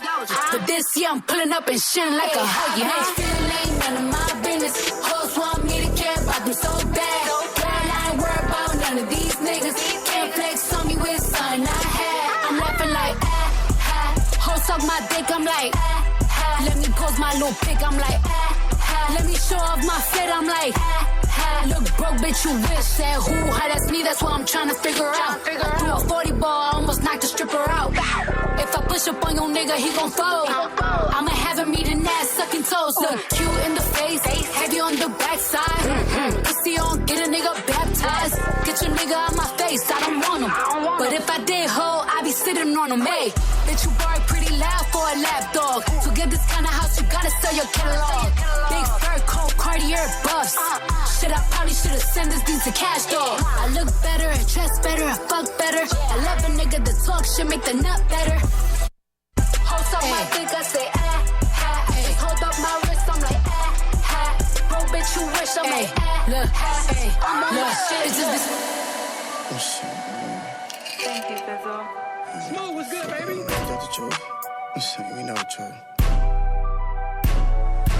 Any animosity towards me, better think twice. Toting 2 letters in my hands on a street fight. I got gunpowder on my wristband, big man. I just flatline Vince McMahon, don't wrestle me, nigga. If you don't know who shot your mans, no, we definitely did it. Big Bird just knocked down Big Worm on Sesame Street. 4 drums, I'm trying to poke something when I spit rounds. You heard the term before, yeah, lay down or get down.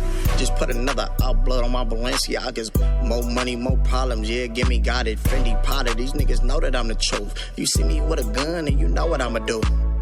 Understand me, big dog, I'm a rock roller. Big body rolls, hawking spots, bitch, I'm John Gotti. You make the news for any whispers or side comments. Just hit the club with 60, I left out with 9 bodies. We know the truth hurts, ain't that the truth? Carrots on my wrist, we'll turn them to rabbit food. Buttons in the coupe, go faster, what that one do? Another flawless victory, we know, don't ask the score. We know the truth hurts, ain't that the truth? Carrots on my wrist, we'll turn them to rabbit food. Buttons in the coupe, go faster, what that one do? Another flawless victory, we know, don't ask the score. Shit, nigga.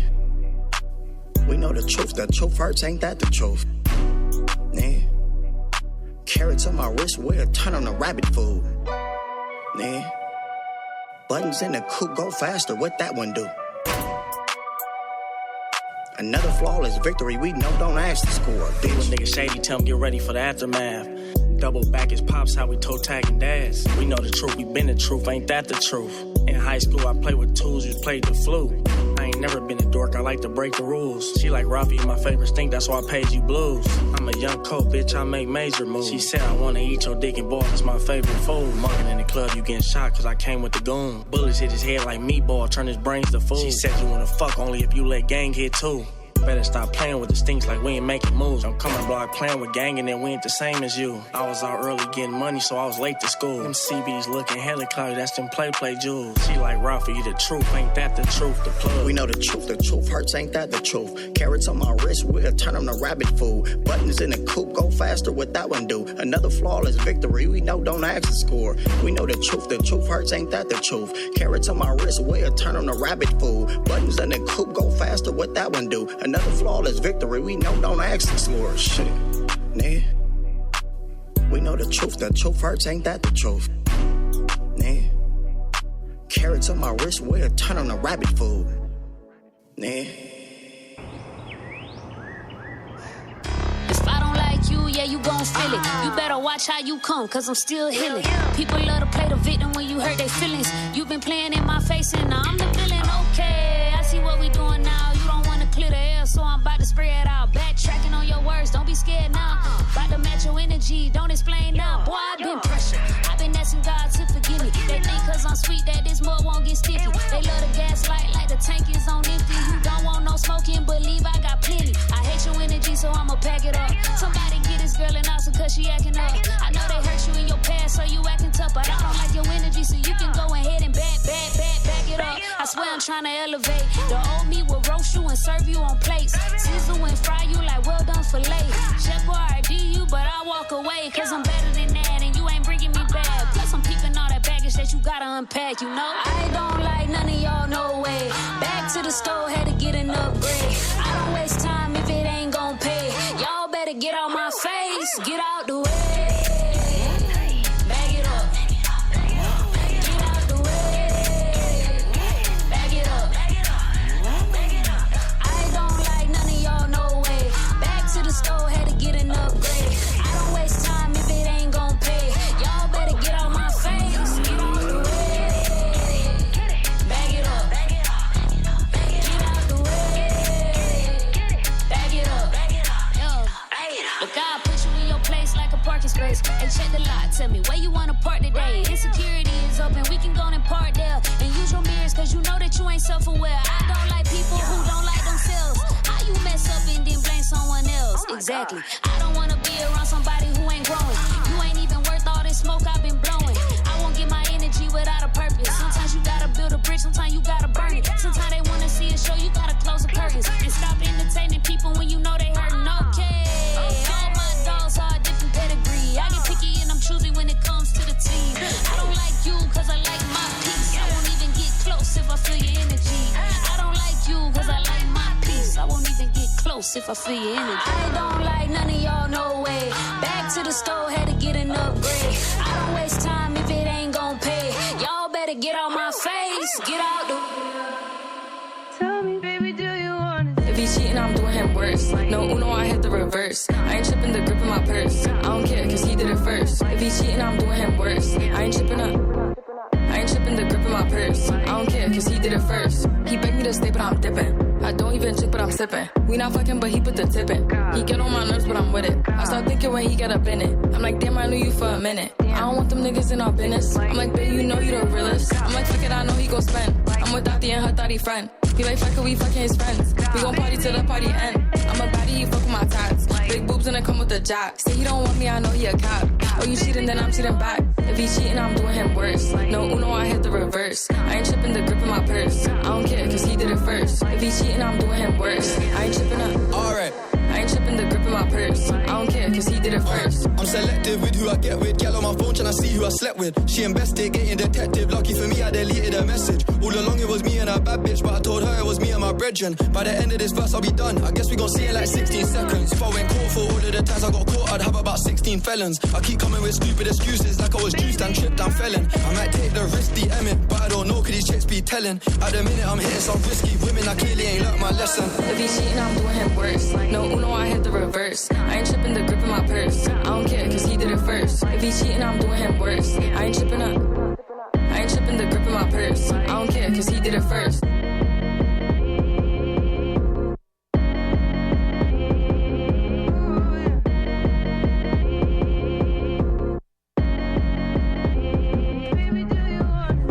Yeah, Hiphop 101, 101.5 UMFM.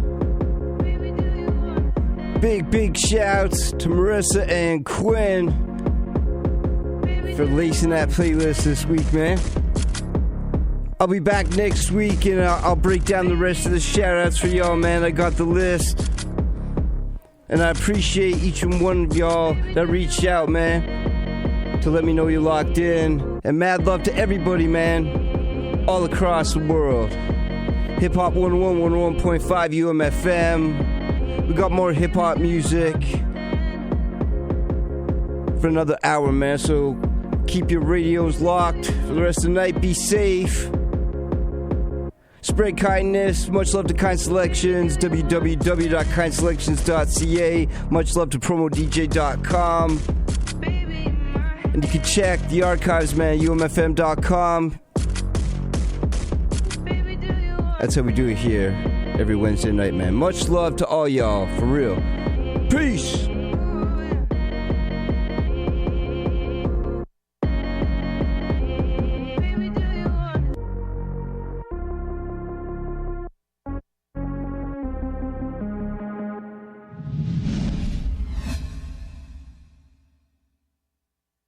Hanging out the window, I'm a nutso, klepto. Big 40 bows and tell me who gon' really bust though. Heard it was beef, so I brought shit that got nuts on it. Preaching the word, I might be crap low. Hello, shit getting ugly, might have to pull this mellow yellow. Sheesh, I'm riding with a felony. Niggas is jokes who co-signed them.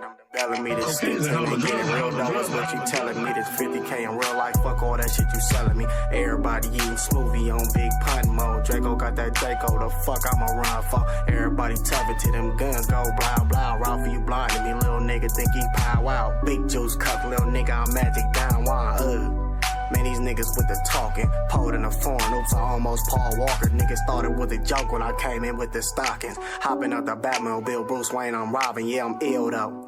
What's the deal though? Wanna rip this stink team while I hop out and kill some. Rollie on my wrist came from long nights of hard thugging. The acronym is F&N. I ain't really with that bar tussling nigga. Fuck the studio, I'm really in the yard thugging. Pull up on Naomi, 50 niggas in the yard touching. We all got Da Vinci in my pocket. It's about 50 niggas talking about they rob me, bro. These niggas so silly in the field. Rap ain't paying no bills, it's getting tricky. And on top of that, I'm holding my fingers, it's getting itchy. When you see me in the club, niggas know I'm money mitching. Wrist breaker in the club, it cost me a pretty penny. Acting like they wanna get me, niggas playing like they with it. Shooter with a pussy, nigga. I'll be finding another kidney, pouring fives in the soda, trying to buy another kidney. I'm a baller and she know I'll never call unless it's offering that you breaking gang. No, I'm never faking. I got game scrapes on Masons. My nephew named Mason. Who really wanna say shit? What's that in your wallet? Shit, bald head Jason's riding in all black, but the whip Caucasian on the gang that I claim. I just made the roof brainless. That's the too gritty state team and we don't do no playing. Wake him up, shake him up, chop and make him go Made a man down, I guess he thought he was should.